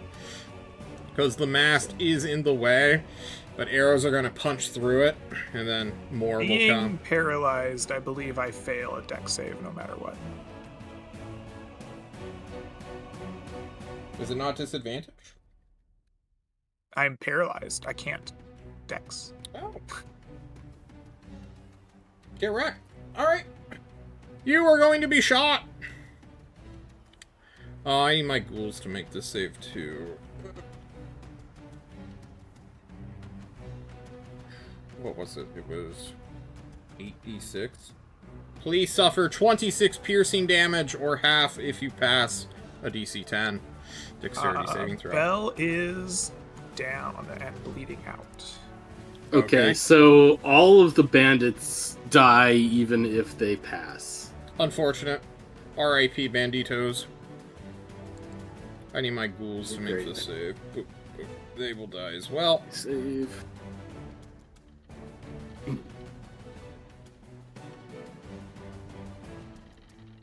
Alright. Why aren't they dying? Go away. They're invulnerable. It's the full cover. The full cover, man! Alright, I'm just gonna throw you all into the ocean and it all... Oh, now they want to be dead. It's the embrace of the waves. Actually, they just heard you quote Blue October for a third time, and they were like, I can't take it anymore.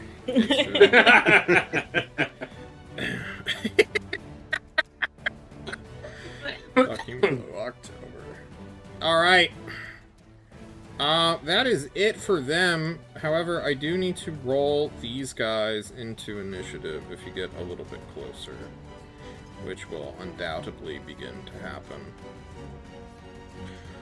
So I'll just do that preemptively, and then sort us out once we get to the top of initiative next turn. Alright, skeleton time! The skeletons swarm Osric and will kill his ass. Totally. 4 skeletons can definitely beat 1 level 6 dwarf barbarian? I almost said paladin. Zealot. This is a proven D&D fact. Rattle 'em, boys! They cry out in their silent, esophagusless teeth.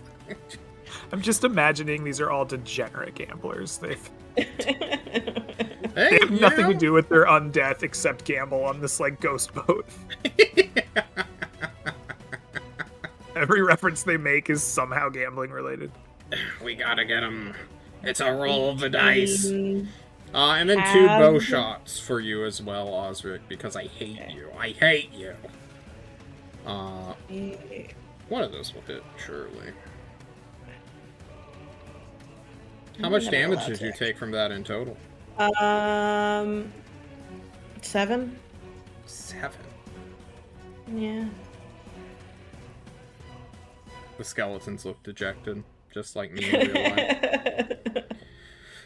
That's fine. Skeletons have not yet learned how to fold them. They're like, this man's got a strong hand. Jesus. So, I'm gonna guess our our front sail here is got a little torn to shreds by a bunch of air. For sure. Can I see, like, can I see anything that's going on with this ship in front? I guess that's, I'm gonna come up these stairs to here and see what I can see. Suddenly, 36 skeletons. There are 2 skeleton boatswains who are just cackling like mad. Their teeth haunt you. There's nothing to do in life but cast Fireball. They're... Oh. Don't know what is best in life. to cast Fireball. Are you within 60? Hear the lamentations of the skeletons. It's 150 range. It's doesn't like not within 60 of me or you. Hope you're censoring that on Osric. Oh. 60 and me.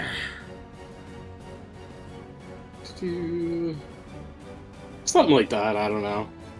Seems about right. Hang on. I don't even think any of them could live with 32. I'm looking for anyone with 18 life. No, none of them can live. Alright. I don't know if I hit that guy up at the front there? You'll clip him. All right. I'll handle him in a second. Not you. Ah, God bless. Where was I? I was somewhere. It's When did you fine. throw the fireball? Alright. That's good. There you go. The fireball goes off. The trireme is ignited. At least the top deck portion is, not the bottom bit. The oars beneath are also bathed in fire. Beneath the ship, a bunch of zombified creatures are set on fire as well. That is going to be a stinky, stinky vessel. They never said anything about a fire mage. Fuck. One skeletal voice truly can be heard coming from this direction. And then this guy who you clipped needs to make a dex save because he doesn't die no matter what. Minus 33. There we go. Look at all those dead skeletons. I will remove them on my own time. Anything else, Journal? How high up are these stairs? Like 5 feet at most. Can I try to grab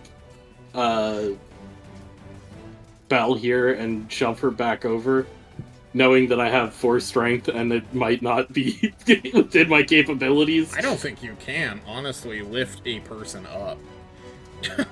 I'm not trying to lift, I'm just trying to shove. You just want to kick her through the... Yeah, I think you can do that. As a free item interaction. Do I take falling damage off the edge of the... No, you don't. Okay. It's not that high. Okay. That's why I asked about the height. Oh, fair enough. You just get rolled off the side and thump. Okay. Covered in arrows. Journal, any other things? Put myself partway back down the stairs here. Okay. Simon! Hey, John. Hi. I have a terrible idea. Okay. And this is the game about making those terrible ideas. But Yep. it'd be really funny if it worked. Okay. So, I'm gonna take a little running jump Okay. from here to about here, Alright. right? So you first have to spend some movement to get the Uh, hair. Well, my idea was I could spend my movement to go kind of here-ish before Oh, you want to jumping like across. Tony Hawk jump it. Yeah. I'm in Pro Skater.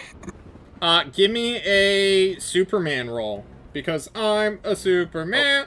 Yeah, I'm a Superman. What do you want me to roll for that? Athletics. Oh, it's 22. easy. You clear it with your 25 feet of movement? I'm gonna dash. I forgot You're to gonna mention. I'm dash. gonna dash. Then you definitely clear I'm gonna it. dash. So, let me... There. To about here-ish. Okay. Easy enough. And then, yep. So I got about 20 more feet of movement, Yep. which will take me from here to around here. And then I'm gonna do You're gonna action extra surge? action. I'm gonna action surge to dash again Alright.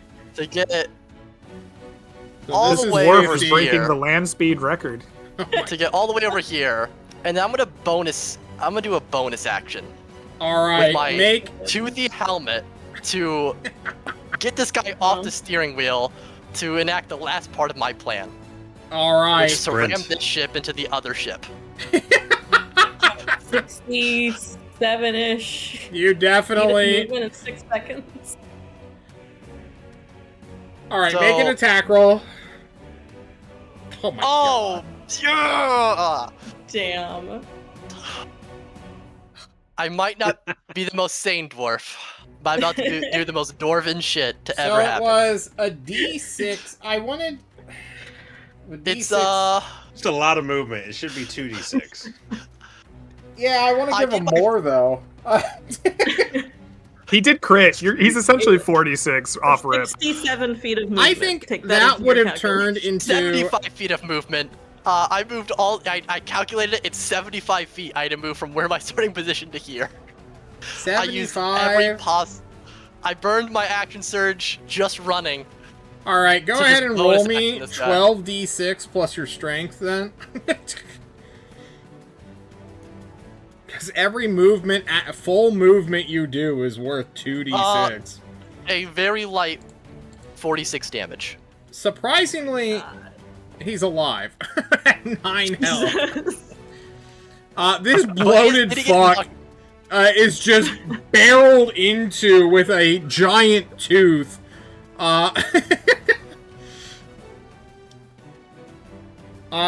Did we decide what damage type this is? I think bludgeoning. I we feel didn't like it's decide. gotta be bludgeoning. Is it a molar or a fang? Do you remember? I think you gave me a molar. Okay, then it's definitely bludgeoning.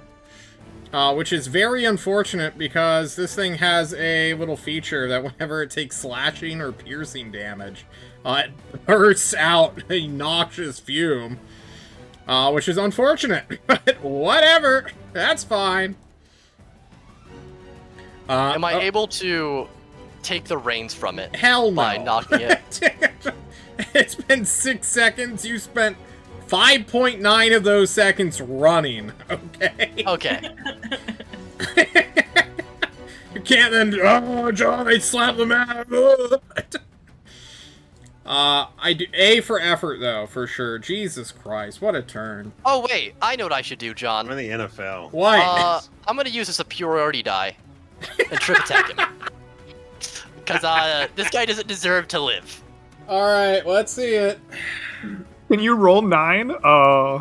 It's technically a crit, so if you roll an 8, you will kill him. He has 9 health.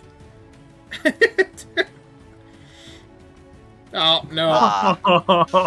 But anyone else can now hit this guy once and just immediately murder him. And you know, that's not a part of this beautiful game. Oh yeah, this guy looks at you and He's says, prone, oh he's my not gosh. he's not touching the steering wheel. By the undead Christ himself. He starts going off on a weird tangent. Okay, Bell. Please make me a death save. That is 1 death save failure. Okay. Bandit Captain is pirating a ship.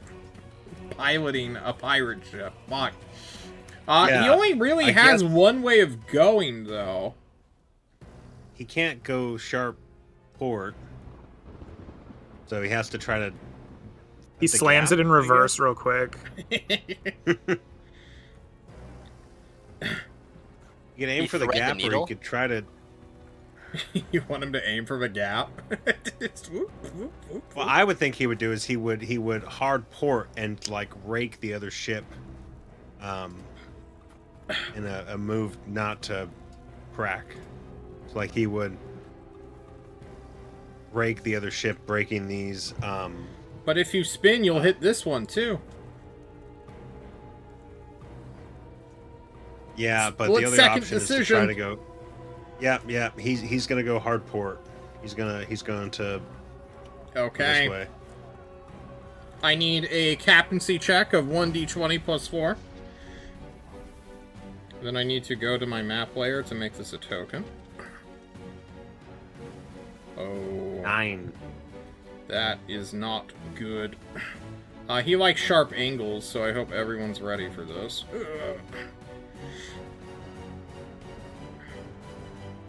All the dead bodies get to come with him as well. Boom! Just immediately crashing. Slamming the rudder as well as... Oh, we lost a man. That man's in the ocean now. And he will try... Where the hell is my turntabler? There you are, you son of a bitch. Oh, he's gonna rake the hell out of this ship. Which you guys don't need to immediately worry about, but I will need to denote that. I have a question. What's up? I am unconscious and dead and laying in a heap on the floor, and we just violently rammed the ship into I'm getting another there. ship. Okay, alright. As long as you're getting there. First I need to give this a little mark and just put a red 2 there. In fact, I need to track that separately. Alright, then I need everyone to make me strength saving throws right now. Well, not including the unconscious lady. Yeah, no, I'm gonna fail a strength saving throw. I don't have any chance for strength. I guess, yeah, I still get affected. Could you hit my boat? Yep, everyone is making saves. You guys hit quite hard as well. So we're going to bump this to a DC 15. Oof. Which means Osric is going to fall prone. I need to do the skeletons first, actually. Because all these guys need... how many are left? 7, I believe. 1, 2, 3, 4, 5, 6, Yes. 7. Actually, wait, I might have passed that. 70, 20. They need 15. Advantage. 2 will pass. Rolling again, I'm Everyone supposed to have else advantage. will be Shit. struck No. and move 10 feet. I don't Was think not you make meant that to one, be Osric. Osric. Slams into the mast. Slams into the mast. This guy gets thrown out of the netting. He will suffer 2d6 fall damage. Going to 8 health. This guy will slam back 10 feet. Ghoulie McGhoulerson will need to make a strength save. He will fail and get forced 10 feet away, which does not provoke an attack of opportunity unless you have Sentinel. Mm-mm. Not that it matters, he's gonna die instantly, no matter what. Osric, you will be caught by a skeleton, who will try to stab you. But that's on his turn, so you don't need to worry. But you do fall prone, so go ahead and denote that, I suppose. And then these piratey boys will be slammed up against the rail, slammed up against the rail, slammed up against the rail. Miss Bell, you will be slammed against the rail as well as meet a dead man who will, I guess, soften your blow due to just his positioning. So that's nice. What does that mean mechanically for Belle as she's unconscious and getting slammed around in the boat here? Well, you're not going to suffer any damage since the hard object that you would have taken damage from is being cushioned by the corpse before you. Kudos for corpse positioning. I guess that's it. Honestly, you just get shoved around and roll. Okay. Same to Joe Null, who will go flat on his face, falling prone. These guys who are standing, my banditos, there are 1, 2, 3, 4 banditos that need to make the strength sorry. save. Obviously, should have done that. Yes. I need Sergio to make a strength save, as well as the pirate captain himself now. And then Pax, who is in the... I failed. Sergio. You failed? I failed. Do you have Featherfall? Nope. Sergio is failing as well. Understood.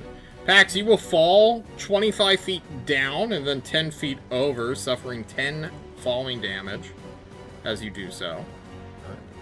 Everyone who was on the deck who failed, going from the top, working our way down. So this guy has to make a deck save or a strength save. No, he already made the strength save. And he just falls overboard, LOL. This guy, too, will fall overboard. Then the other guys will pass, stopping and not falling prone. Sergio failed? Yep, Sergio failed. Sergio! Oh, he is like right on the edge, though. We're gonna give him a dex save here. Okay.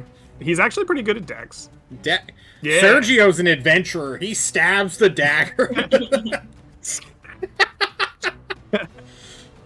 He holds up, his rapier is stabbed into the deck. Oh, Yeah. God. He's like, somebody help me. He'll deal with that next turn. Okay, Bandit Captain also failed, so he gets 10 feet. I think that's it. Woo! Pirates, guys. I hate pirates. No, okay. It's passed. Like, you stare directly at the captain, who looks at you. We gotta get to the wheel! He says. Look with that! Have my movement to stand up. Yep. Look around, make sure all my friends are still on the boat that should be on the boat. I see Belle. She's not moving. That's worrisome. I see Jonal next to her. Oh, they're fine. I look over. You see Sergio dangling off the edge, like, get me the hell up there! I see two of Sergio's crewmen next to him, right? Yep. Yeah. Okay, he's fine. Max is like, good. Pulls out an arrow, looks over at the two cackling bonies at the other boat, says, Old Grim says hi. And I use my bow as a spellcasting focus to cast Hunger of Hadar on that ship. You do so, but know that I forgot to make dex saves for those cackling skeletons.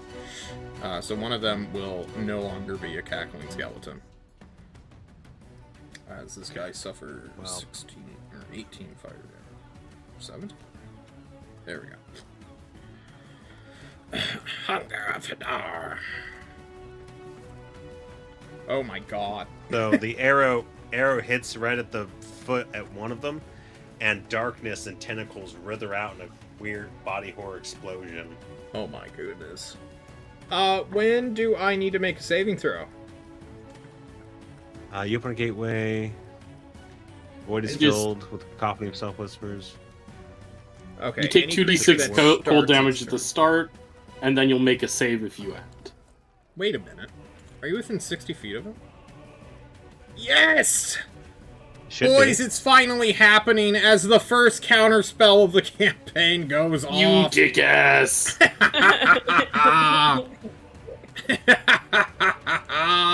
I don't have to deal with this, Pax, because this shit-ass spell exists in the game! How does it feel? Yep, that's what happens. As soon as I can pull up the stupid fucking thing. There we go. So, Pax looks stupid because he stands up, he shoots an arrow, it thuds at their feet, and the smoke fizzles away. I'm so sorry. I hate to do this to you. I like it. I would do it to you, and I wouldn't hate it. There we go. Jesus Christ, game. Counterspell! Counterspell. I would never in my life. This magical, mummified, weird zombie demi-lich thing, fuck, whatever you want to call it, gets off his spooky little spell as he calls out, I saw what you were doing! And that's it. That's all he's got. Well, that's that. So that's my action. I used to have my movement to get up. Yep. And then for a bonus action, I don't think I'm close enough to do my hex. No, that's a 30-foot thing. Yeah. So with my other 15 feet of movement, I will,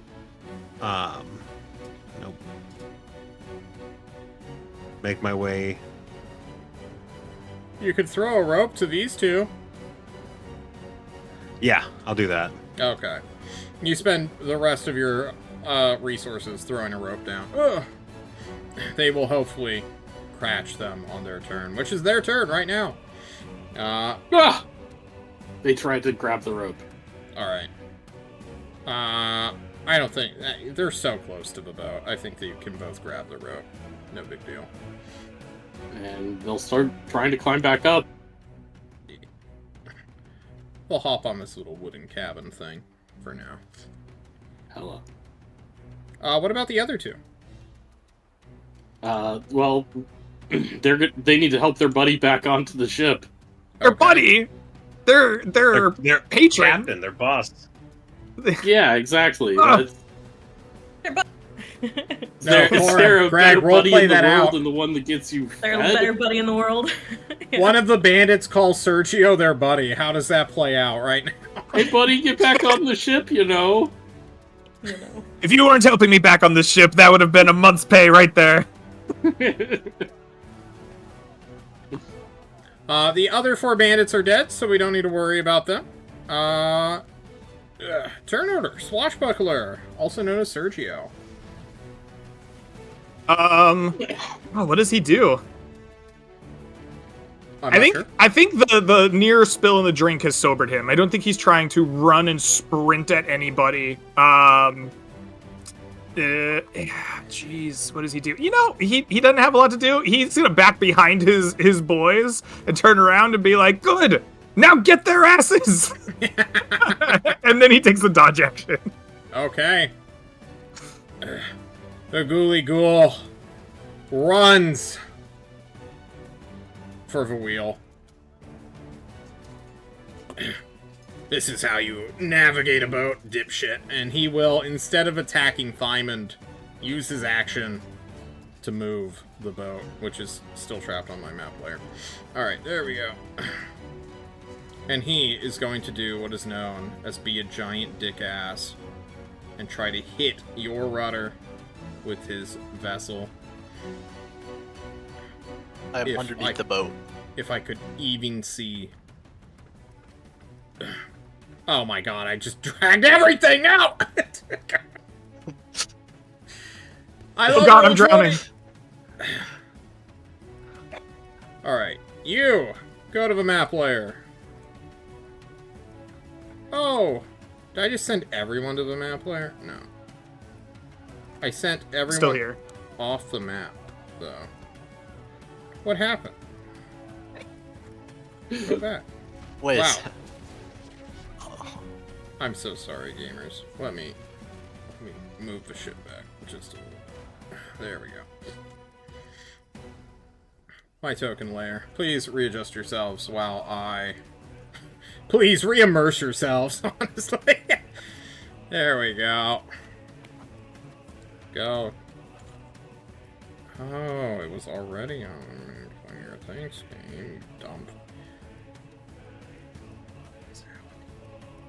Where did everyone go?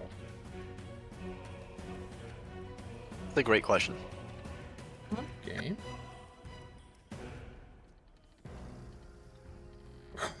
I think I'm What? just under the boat right now. The ocean's moving! Roll 20! Calm down! The waters are alive, John. They are. I don't know what's You happening. fed them too I many can't target bodies. anything. Alright, next week we're going to Jump Gate. This is ridiculous. Alright. First we need to save Osric. Go. Thymond is in so many different layers? What is going on? Thymond, you're just I don't- gone. I think I'm under the boat, because last I saw my HP was on Alright, the there boat, you are. but I my found character you. was not there. I had to move the boat. I'm back! That's so weird. Alright. Got consumed for a second. Skeletons, thank you. Alright, the skeletons are back in it.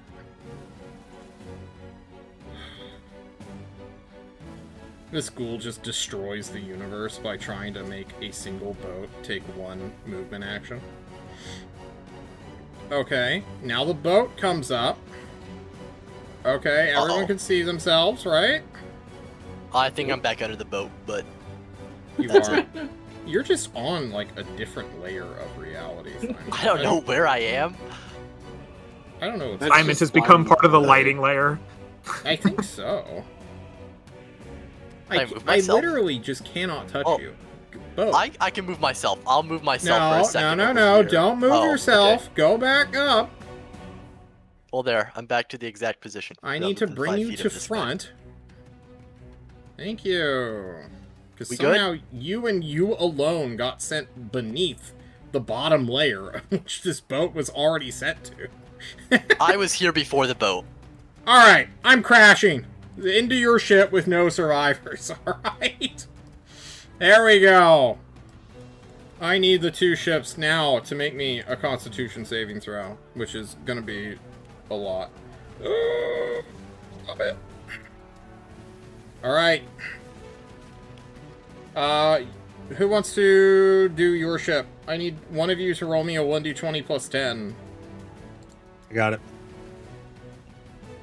Pax, you have to save the boat. You need to beat a 19. Ooh. Well, Does meat beat? does meat beat? Can we beat it if we meet it? Yeah. That's... I mean, if this was a pushing, pulling action, it would.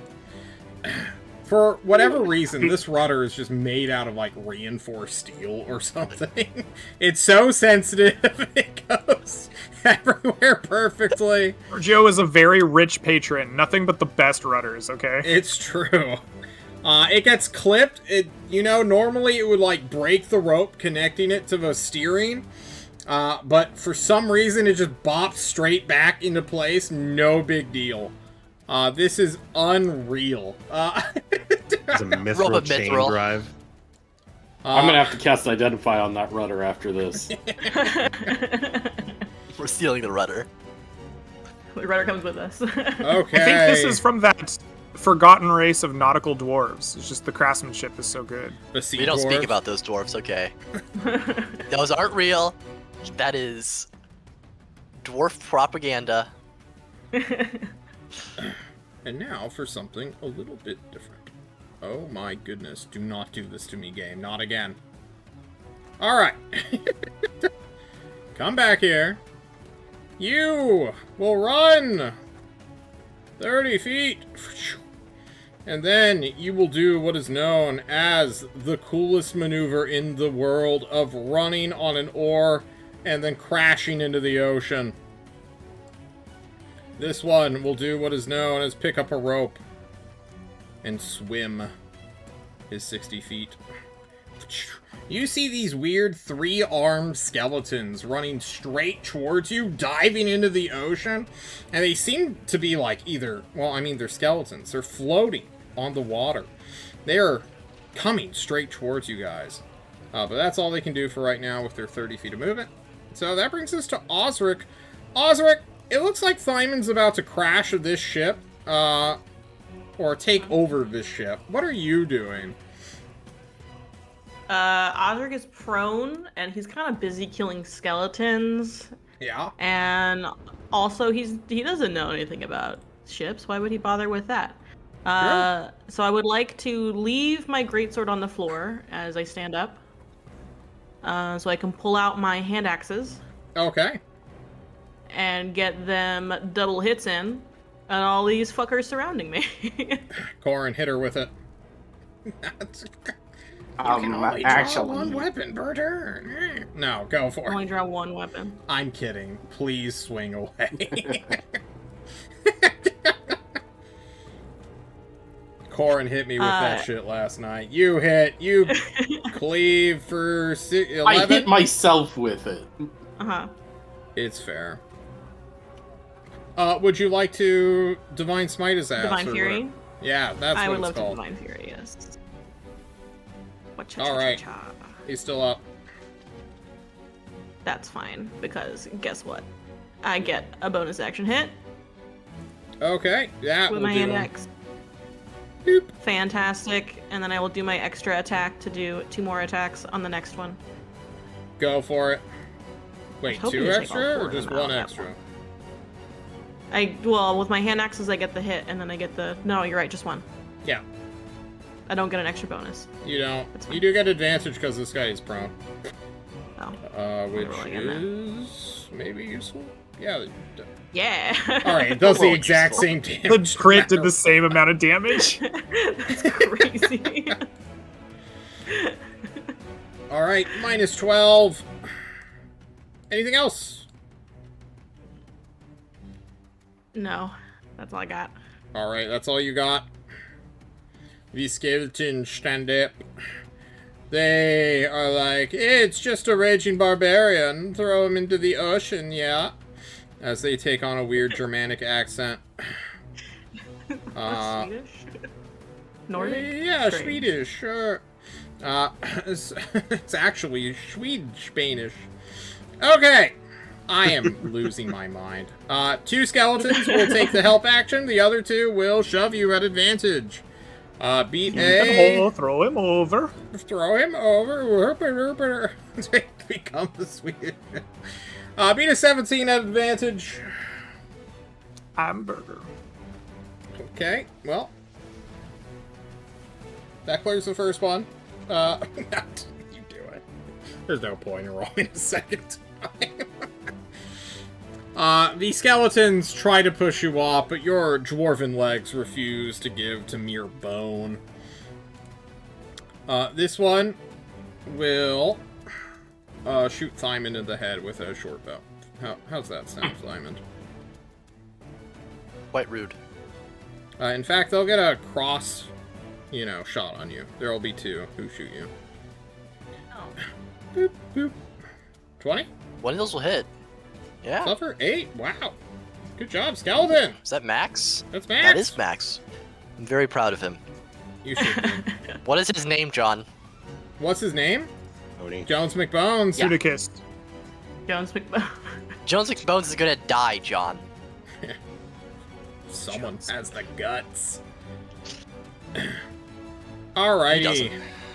That's for sure.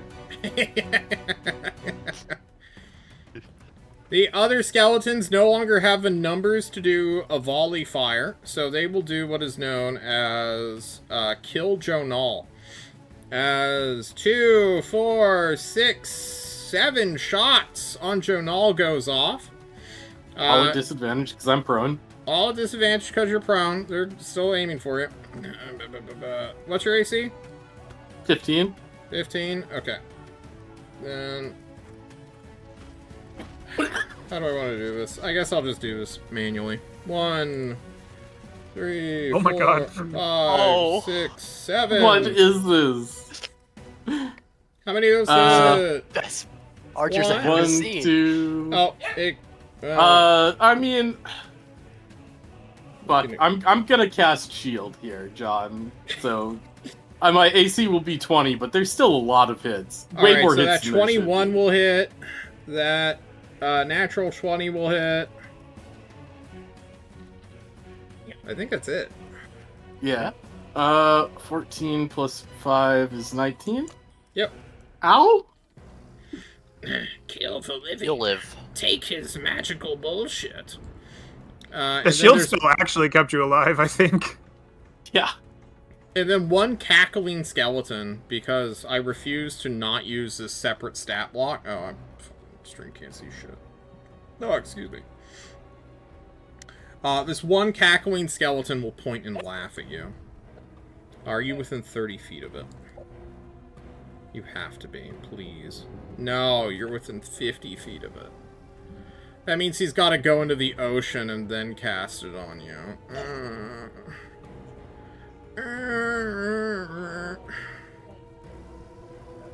I mean, his friends seem to love the water. He should loves be the able to water. jump right in. He jumps right in for his 12 and a half. I don't think that's enough, even with it. He could cast it Most on Belle, outside. but she actually is immune to it because she's unconscious. Tackle all you want. I can't hear shit.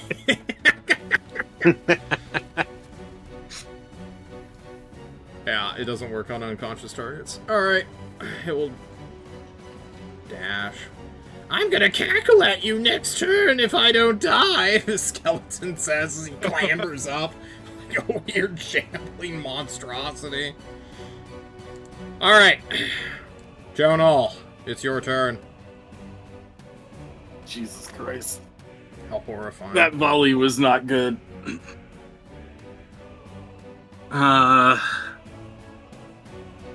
Sorry, I need to check on something. This is not what I was expecting to have happen. What is this cost? Are we entering the rat battle phase, you guys think? Sorry, horrible. That's Yeah. not the I right think this one. definitely qualifies as a rat battle.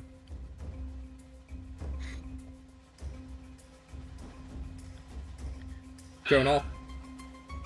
Yeah, sorry, I'm trying to figure out which of the frickin' features is the one that lets me spend sorcery points to get back spell slots. I think it's meta magic. Uh, No, it's not meta magic, it's something else.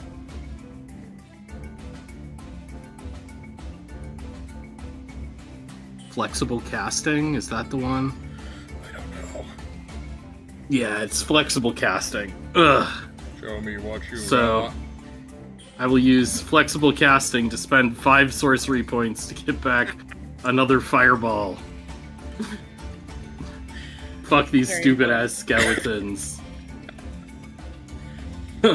Okay. And I'm going to fuck these stupid ass skeletons with a fireball. You watch as your fireball shoots from your hips. This is a bonus action, right? I believe so. Let me just double check. Okay.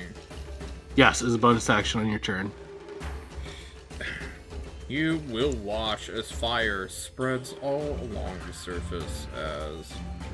What is that, 29? What's half of 29? I don't think. 14. 1, 2 could potentially survive.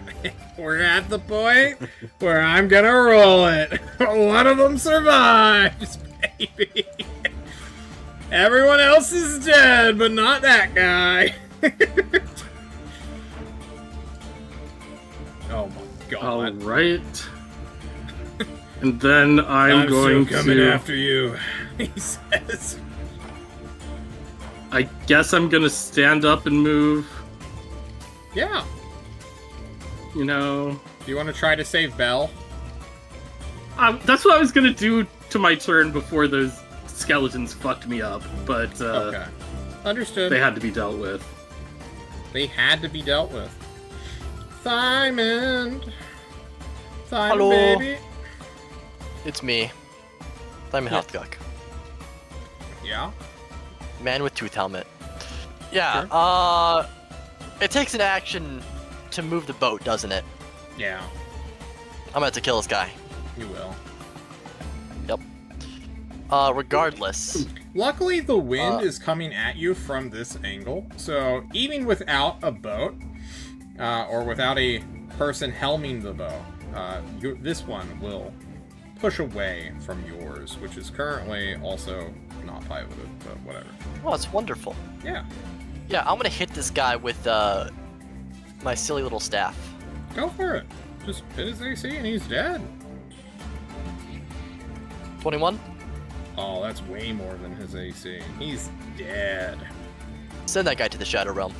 He will send himself to the Shadow Realm and explode. Please give me a Constitution saving throw of DC 15. Fuck! Alright, you're fine. Yeah, thank Super you. sucker. Fucking counting.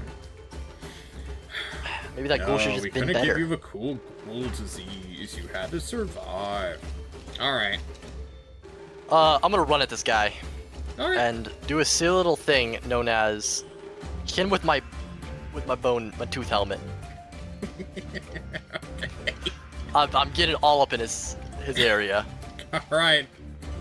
That didn't look like 25 feet of movement, though. Oh no, but it was 12.5, so it's only 2d6. Then, it's 1d6.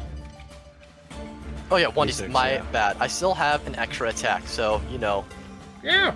Sure. I'm gonna murder him right after. But I want to use the helmet. Use the I just helmet. got jumped. You hit him with the helmet. You rattle him to 7 hit points. You don't want to move the boat at all? It's an action. I can't. It's not within my power. It's true. Please finish your second attack. A 14 does it. Do 7.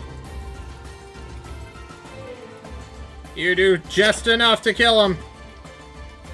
Boop. And then I'm just gonna like walk my 5 feet backwards to be slightly closer to the wheel. the steering wheel. Understood. Jones McBones is dead. So is their captain. Jones McBones is dead, and so is your captain. The enemy spellcaster will look at his one remaining skeleton crewman, see that everyone else is doing their own thing, and say, to the mirror realm, he shouts. And then he will watch as his boat just sort of flips over there, straight out of, oh god, what was it called? At World's End. Where this boat will capsize and then just sort of disappear. If I could hit it. Hit John? Yes, there we go. Whoop. All the skeletons who are dead. What is happening? Game. Go to my token layer. What is happening? Go do it. Go do it. Yo. Goodbye. The skeleton who, like, survived getting shot by a fireball will say, I'll kill you, and then is immediately vanished from this world, leaving behind a bunch of dead skeletons floating in the water. And 2 alive ones floating in the water. Yeah, there's some ones floating in the water. No biggie. Bill! Give me a death save. Don't roll 1. Yep. Okay. That is a second failure. Second failure. Pirate captain. He will go back and reassert control of the boat. Okay. And he will carefully maneuver it, get a little space from the other boat so as not to get rammed anymore. Yeah. He will do just so.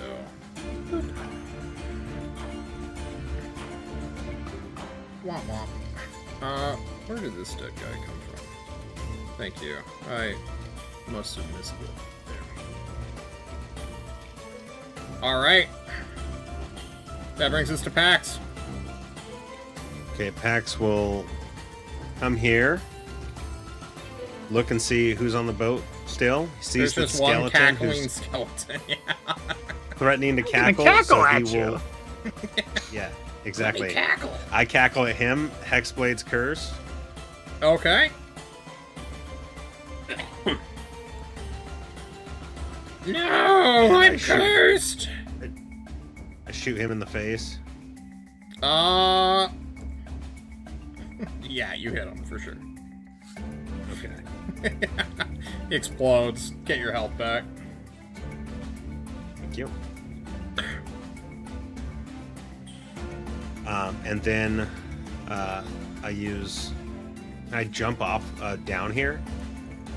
Sorry, I wanted you all to see what he was gonna do. Yeah, you can vault over the edge for sure. Okay, so that was 17. Try to squeeze around my friends here. Ooh, can you? Get here. That's close. Okay, thank you.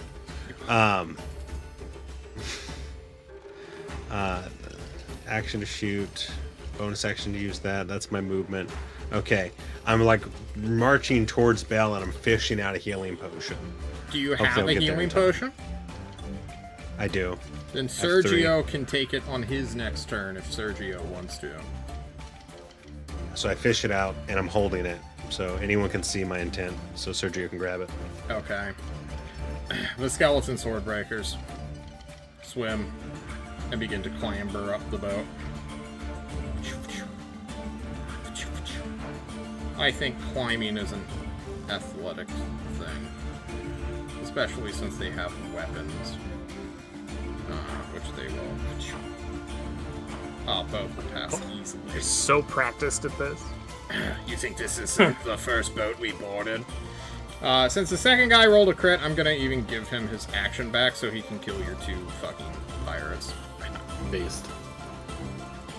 He will do what is DC known 12. as use his long sword and short sword, for he has 3 arms like a weird lunatic. He's two-handing a long sword, and then he's got this weird scorpion stinger out of his ribcage. He will strike at this guy. Oh my god. Buddy. Does that just kill him outright? No. Nope. Boop. But he's got another attack in... Oh. Oh my goodness. This is a guy who... You're wasting this on the pirates, John. This pirate gets his head cut off, twice. You watch. It's horrifying. He goes into the ocean. He's gone forever.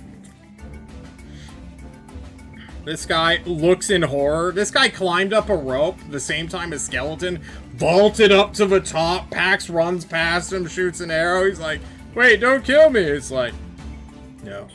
But he will miss on his 3rd and final attack. Okay. Bandits get to go. What did the bandits do? 3 left. Yeah, this bandit is gonna fight for his life against this horrible undead monstrosity that He's just not took going to out take his the friend. dodge action? Hell no. Alright. A 10 does not clear. Alright. Okay. And then got these other 2. They are not getting in there. They're not that stupid. Oh, hey, a healing potion up for grabs. Somebody's got a healing potion. I'm a little thirsty, you know? They go feed it to Janal, who's injured. Like, Yeah. I'm helping. Sure, this one will take the healing potion and be like, we were told to save this lady, let's do it! And feed a healing potion to Bell. Alright. Bell. For 7 points of healing. You have an item made on your character sheet for a potion? For healing potion? Yeah! Alright. Bell, you are restored with 7 points of life. Wow. Would you Then like this- Here's to a question. resurrect? I went down while I was paralyzed. Am I still paralyzed? Why don't you go ahead and roll me 3 Constitution saving throws? DC 10. Surely you'll come up. Here's 2 of them at one time. All right. And then The first that's one- a success. It would have been really funny if you were still paralyzed. The potion didn't work! Oh. Bell, you Other breathe guy. in. Go ahead, John. Last bandit. Alright, last bandit will fire a bow shot at this injured one here. Okay. Let's see it. That's enough for 5 piercing damage. Are you the one who's resistant to piercing? You are. And then he's,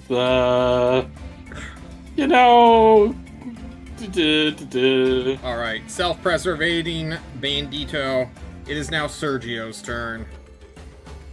Sergio has steeled himself after his near trip into the drink, and he's going to use his light-footed bonus action once again to dash and run up to this skeleton that he saw chop a hireling's face off that saved him from the drink.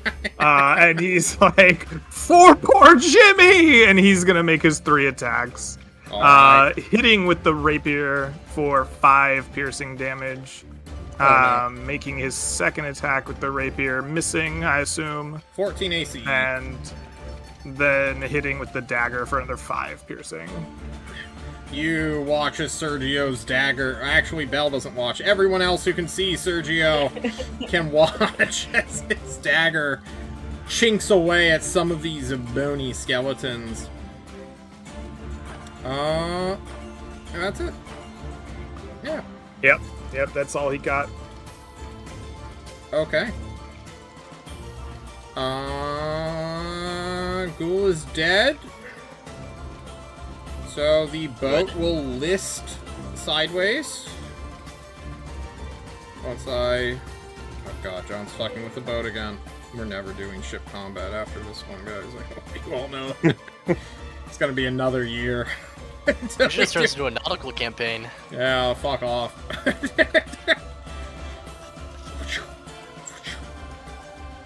Like so. There we go. You guys are getting a little far away right now. Oh, I have the swimming speed. I'm fine. You're fine. The sword breaker gets to go. Yes, they have separate initiatives. I'm making sure I didn't double roll them. This guy will see Sergio do fuck all, know his battle buddy can fight. Oh, we're not zoomed in. He's going to try to take control of the ship. He's going to stab the first mate / captain straight into the back and hopefully get 3 crits like his buddy did. Boop, boop. Oh my god. 3 hits. 3 hits and a crit amongst them. There you go. You watch as the 2 strike, slash, and then stab straight through the gut. I can't mess with his health, I think. Of course you can't. That makes perfect sense, game. That's 28 points of damage, though. Okay. If the character sheet's anything like mine, you shouldn't be able to input it there, but there's a little red bubble when you click on the token that you can interact with. Yeah, it's just... Yeah, but we can't interact with it. It's broken. I tried, it wasn't letting me. Ah, well, it works. It's fine. Osric! How many skeletons is too many? No such thing. Then swing away.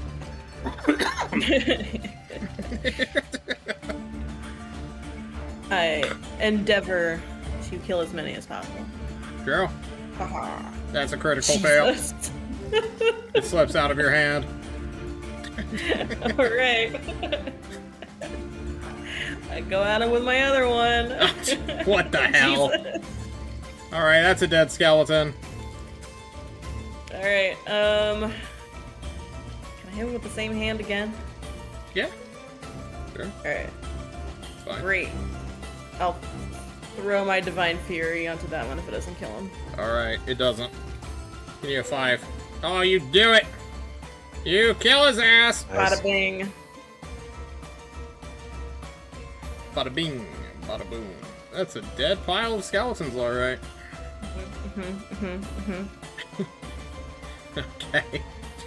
That's it. Osric is just gonna keep killing skeletons. There's Alright, the whatever 2 else is going skeletons on, will stab I've at got you. no idea. They stab at Osric, 1 hitting, probably. 1 hit. This last skeleton will do what's known as shoot the fighter. Because that seems to have worked in the past. It hits. And then he will scamper up the crow's nest, 15 feet. Because he knows dwarves can't climb for shit. Much like a black bear, he doesn't believe you can climb. Fucking tree Getting after. very disappointed. Yeah, he's in for a world of hurt, but that's fine. Back to Joe Knoll. Yeah, I should have been thinking about what I wanted to do. Yeah.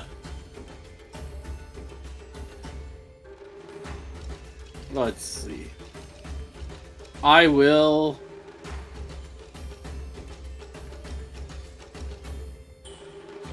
Let's see. No.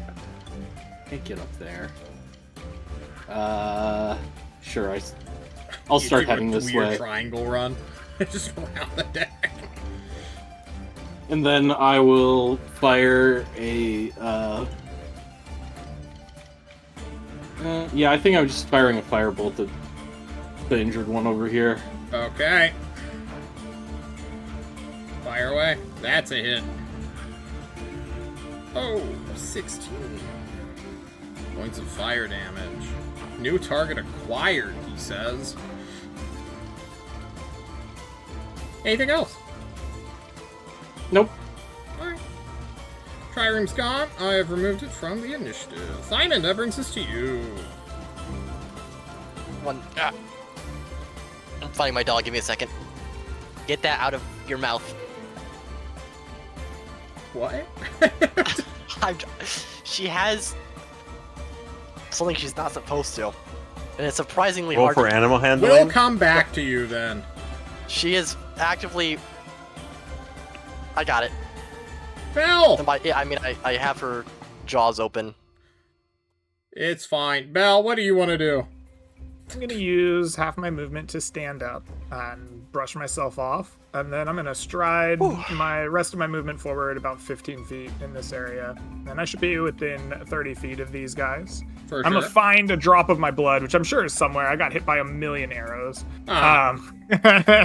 And I pick up a drop of my blood and I incant the Bane spell as I place it on my tongue and whisper the words of smoke that it'll infect these two skeletons should they fail. Ooh.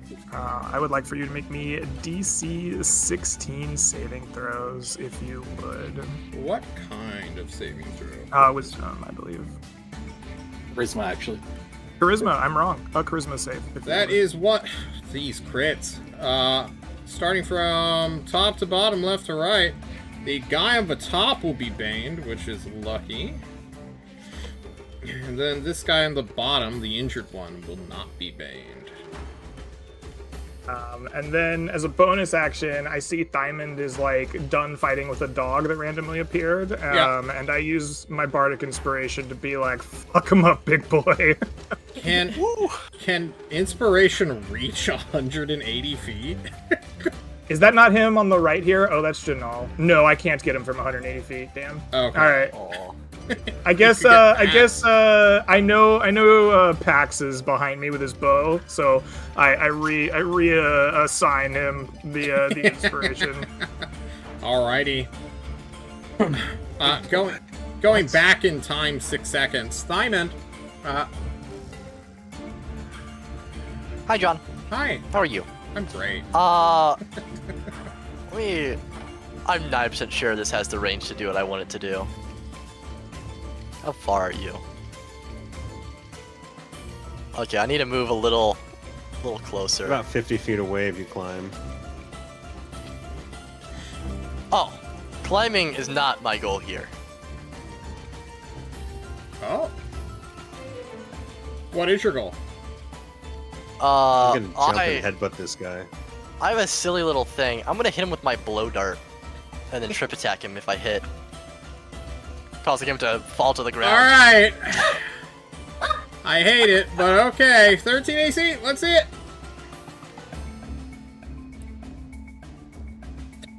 Do you have advantage for some reason? I do not. That's so tragic. What I do have is an extra attack, which I will use. Okay. Will a 22 hit him? Yeah, that does it. Okay, he's gonna get tripped attacked. Okay. For 3, Uh-huh. plus 3, plus whatever fall damage. Fuck. He needs to make a save. What's your DC? It's more than 8, I assume. It's not 8. Alright. I think it's 16. He falls 15 feet, so he's gonna take 1d6 falling damage.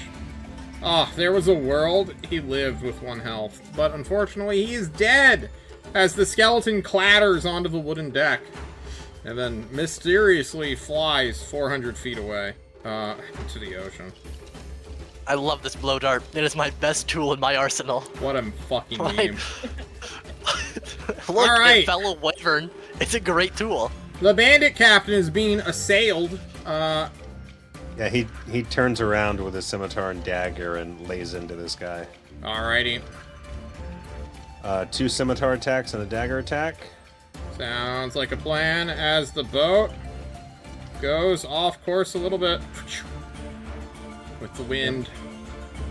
Only one scimitar, 1 dagger. Or crit on the dagger. Got it. I think I just Once clicked I can touch my skeleton. Is it weird that our skeletons are always touching our bodies? No? Is it weird that yours isn't? You didn't click the dagger attack. Alright. Why does it do radiant damage? What? The captain's packing. A magical dagger. Is this a... It says radiant damage. Oh, you didn't do the... This guy's got You a did the sick dagger. quote-unquote dagger. That was from a different thing. It's supposed to do 1d4 plus 3. Here. I'll just do this. Alright.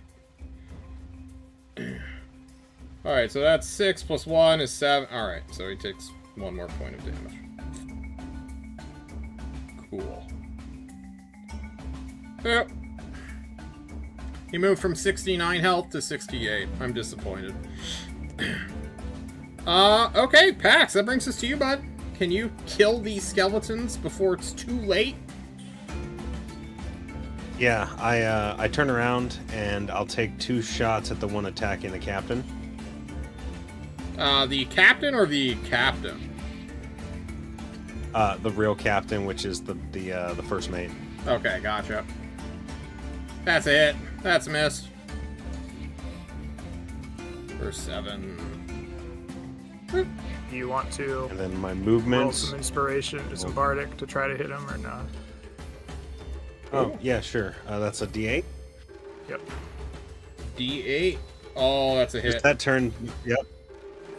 Oh, that was worth it. Okay. So I'll be taking shots as I run up the stairs, I guess.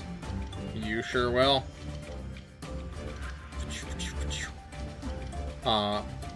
Okay. Skeleton Swordbreaker is going to provoke 3 attacks of opportunity. One from the Captain Sergio, then the Captain, the Bandit Captain, and then just the Bandit. Sergio's gonna hit him. Yes, he for will. 10 piercing damage. Alright.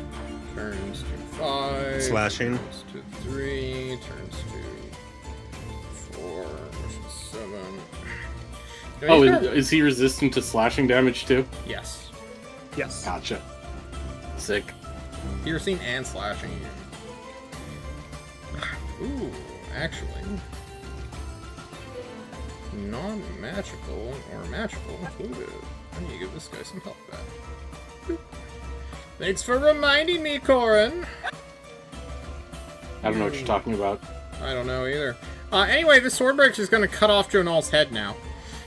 I would prefer if you did not. I'm sure you would. How about I attack you 3 times instead, even if you fall down? 23? Yeah, I mean, 23 is gonna hit. That's a 5. Alright. Then a 18. I cast shield. And then a short sword through the chest. Fuck! Are you happy? Your shield flickers, blocks the second long sword that would have struck your goddamn head off. No, it wouldn't have. Okay. Bandit's turn. There's a plurality there. Ah. I see you've Question. noticed Before the you go plurality. bandits, did the guy trying to chop off the captain's head previously go? Yes, he did. They have separate initiatives. I see. He goes at 19. Understood. Bandito. Yeah, this bandit will run up behind this guy. He's just in the thick of it, seeing blood. He needs to stab this guy. Yeah. He tries to stab with his scimitar meant for slashing. Understood. It wasn't a good idea. These other two fire off light bow shots at this guy. Shoot away. That's a hit. That's a miss. Alrighty, Sergio. Save the day. Question, John. What's this up? guy is next to a big, like, post, I guess, Yeah. like a mast. Uh-huh. in my like imagination of what pirate ships look like, these masts usually have like these long ropes that are like weighed down with like big bags of sand or something.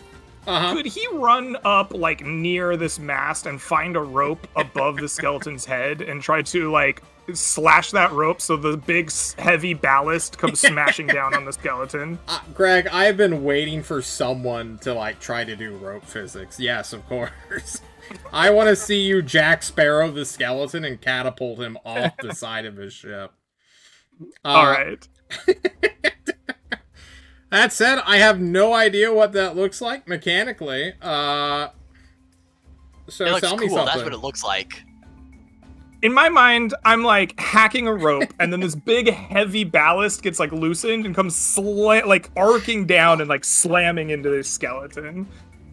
So like I think this is like I don't know if you want me to make like an improvised weapon attack roll or something with the swinging ballast, or if you want to make a like perception or intelligence check to like cut the right rope at the right time to like make sure it swings in and hits him. I like the latter more than the former. All right. There's so many going off that like 7 going straight towards him would be bad. Yeah, all right. Which would you prefer then, intelligence or perception? I would like perception, I think. Okay. That's a 4. That is, in fact, a 4. You watch as Sergio slashes this rope, thinking that it's going to slam down on a skeleton's head. Instead, a rope that's right around his foot is just suddenly snagged taut as he gets launched up into the air, upside down Spider-Man style. Would you like to make an upside down attack of a skeleton instead? Yes, absolutely. We Spider-Manning this. I guess that takes up one of his attacks, so yeah. I'm gonna assume that the 2 rapier attacks count as 1, so I'm just gonna give him 1 attack. Which would be the dagger, which he misses. He will miss, unfortunately. Sergio's trying to be so fucking cool right now. He tried. He wanted it so bad. Okay. This boat is currently still on Ghoul Initiative until Thyman does something. So basically it's just gonna drift. Honestly, this fight is basically over on this boat. Just in general. We just have 2 skeletons remaining. And 2 dwarves. Indeed. However, there is a skeletal swordbreaker who watches a piece of sand just go up suddenly, or come down. He will try to stab the captain in the back. He is baned, however. He is. So he will have... Can you just roll me 3d4 right now, and I'll subtract them from his attacks? Thank you. 2, 3, and 4. So that becomes a 22. That becomes a definite miss. And that becomes a 15. 15. Does that hit? That's a hit. So 2 hits. Alright. For 9. But still. That's unfortunate. And then he gets to remake the save? Or is it for the full minute? I think he gets it for the full minute or until I lose concentration. I believe that's correct. Okay. Yeah. I believe that is true, yeah. Very good. I haven't seen rereading Bane it before. doesn't say anything about resaving, so I assume that's the way it works. Then he is Bane for the full minute, or until you lose concentration. Osric, can we, for the sake of time, say you kill these 2 skeletons and be done with it? Yes, I agree. Thank you. I don't know how many attacks you want to make this session, but I think you've made enough. I'm cutting you off. Thanks. The dwarves will try to learn how to pilot a boat, but we need to finish this fight right now. All attention is going onto this boat. Jonal, there is a skeleton in front of you. What do you do? For the first time in any of our sessions, Jonal is actually going to channel a spell through the Librum. Gasp. For the +3 to hit. Okay. And I'm going to fire a firebolt at this guy at disadvantage. Disadvantage.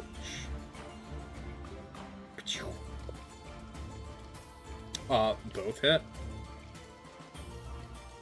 You will strike him down for the 20 points of fire damage. You watch as around its bones, where you would imagine it to be charred, it suddenly crystallizes and fragments off his flesh. It is quite spooky. You feel cold, Jonal, but you still have the rest of your turn. Run away. Alright. Belle, it's your go. I think Belle realizes now that Jonal is hurting pretty badly as he runs away past her and decides to strike up the zither with a soothing, healing melody and cast the healing word upon him. What's the healing word, out of curiosity? The healing word, of course, is Shabuzi. The All bards word know of this. Shabuzi heals for Yep. 7. Yeah. And then she turns around and looks at this guy, this last remaining skeleton, and either as an action or a bonus action, both of these, I believe, are bonus actions. She's going to viciously mock him, calling him the worst gambler I've ever seen. How could you not know when it's over? He doesn't know when to fold him. He doesn't. He doesn't at all. What? And he shall be viciously mocked. He's not very wise. He will fail. I think disadvantage on his next attack? Yep. Okay, cool. Bandito Captino. 3 strikes. Alright. 1 dagger attack will hit. For 4, which turns to 2. Pax! Shoot his ass. Or spell his ass, whatever. Aye, Captain. You will hit him twice. For 16? Okay, I'm sorry.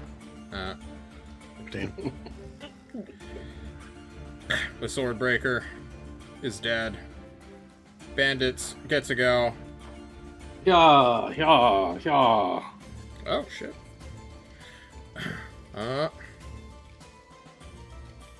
Which turns to 4.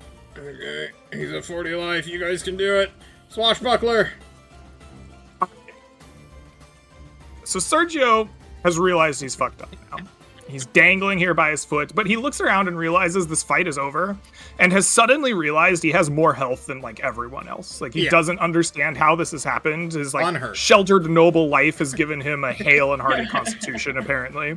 And so what he does is he's dangling by his foot. He's going to attempt to use his like acrobatics or to twist himself up like the circus performers he's seen to like wrap himself in this rope up a little bit ways. And then he's going to slash that rope to body slam fall on this skeleton. He's going to pancake this guy? Yes. He's going to pancake him via circus act. Give me an acrobatics. All right, he has +8 to acrobatics, so that's a 27. Christ. Sergio on the flying trapeze rolls up, cuts himself, and comes back down. Please make a weapon attack with plus 3d6 to it for fall damage. Okay. Well, I'll just use the weapon attack. That's a 15, I suppose. Yeah. All right. So weapon attack damage would be 12, and then 3d6 is another 9. All right. The forcefulness of this blow rings true as Sergio drives his rapier through its skull. Somehow this thing just won't die. This is like the perfect anti-piracy skeleton. Any other attacks from Sergio? Does that only count as one attack? Because technically he could take another rapier and a dagger attack if we wanted. Yes, do it. He's like, what the fuck? Second rapier is a 24, which will hit for 10 more piercing. And then finally his dagger critically hits him for 7 more. You watch. Everyone watches. Fuck. That becomes 4 again. As your rapier, Sergio's rapier, explodes after striking this creature 5 times sequentially. Honestly, he probably got like 7 attacks in, but I didn't care to track it. Sergio's down a rapier. Okay. Yeah. This guy's surrounded. He has one job to do, though, which is now kill the weak guy. Which he will do so at disadvantage. His first attack is at disadvantage. After that, the Vicious Mockery doesn't affect the subsequent attacks. Okay, can you roll but the he is With the bane. He's still baned. He is still baned. God So damn 4 it. damage. He's progressively Nice. getting tired out. And then here comes the second attack. Ugh. That's a hit. A hit, and then short sword. Oh my god. It's also a hit. What are these 3 attack hits. rolls? This guy's goated. That's This guy kills. dies. Yeah. Captain's down. No, the bandito's down. Yeah. He chose the Oh, little guy. Bandito. Bandito, Okay. Kurgito, Jonal, kill his ass, please. Now that we pulled out the Libram, might as well stick with it, right? Yeah, So we're gonna shoot another firebolt at this guy. you definitely. The first taste is free. 4, 13 4, fire die. 13. Oh my god. He's at 3 life. Get the kill, Bell. Bell, it's all up to you. Oh. You're gonna make a really cool hat for Thymond as I viciously mock him. Oh, if he fails, he's dead. Let's see it. He's gone. Bell, you can imagine the hat on his head as we take stock of the battle. All the dead skeletons, they might not have been 10,000 wolves, but it sure felt like 10,000 skeletons. What do you guys think? There's a lot. We will resolve this battle next time we meet, since we are a little bit over time. So thank you all so much for joining us. I will calculate... got another boat. You got... Not really. 2-for-1 deals on the ocean. We don't have the We crew might for have either lost a boat. lot of crew members, but we have another boat. We will do loot and stuff next time, but I will calculate experience off stream. Thank you all so much for watching. I hope you had a blast. And thank you all so much for playing as well. Guys, it's good to be back. That's it. That's all I got. Any shout-outs you guys want to make? No. All right. Shout out to being on a boat. Shout On a out to boat. Jimmy.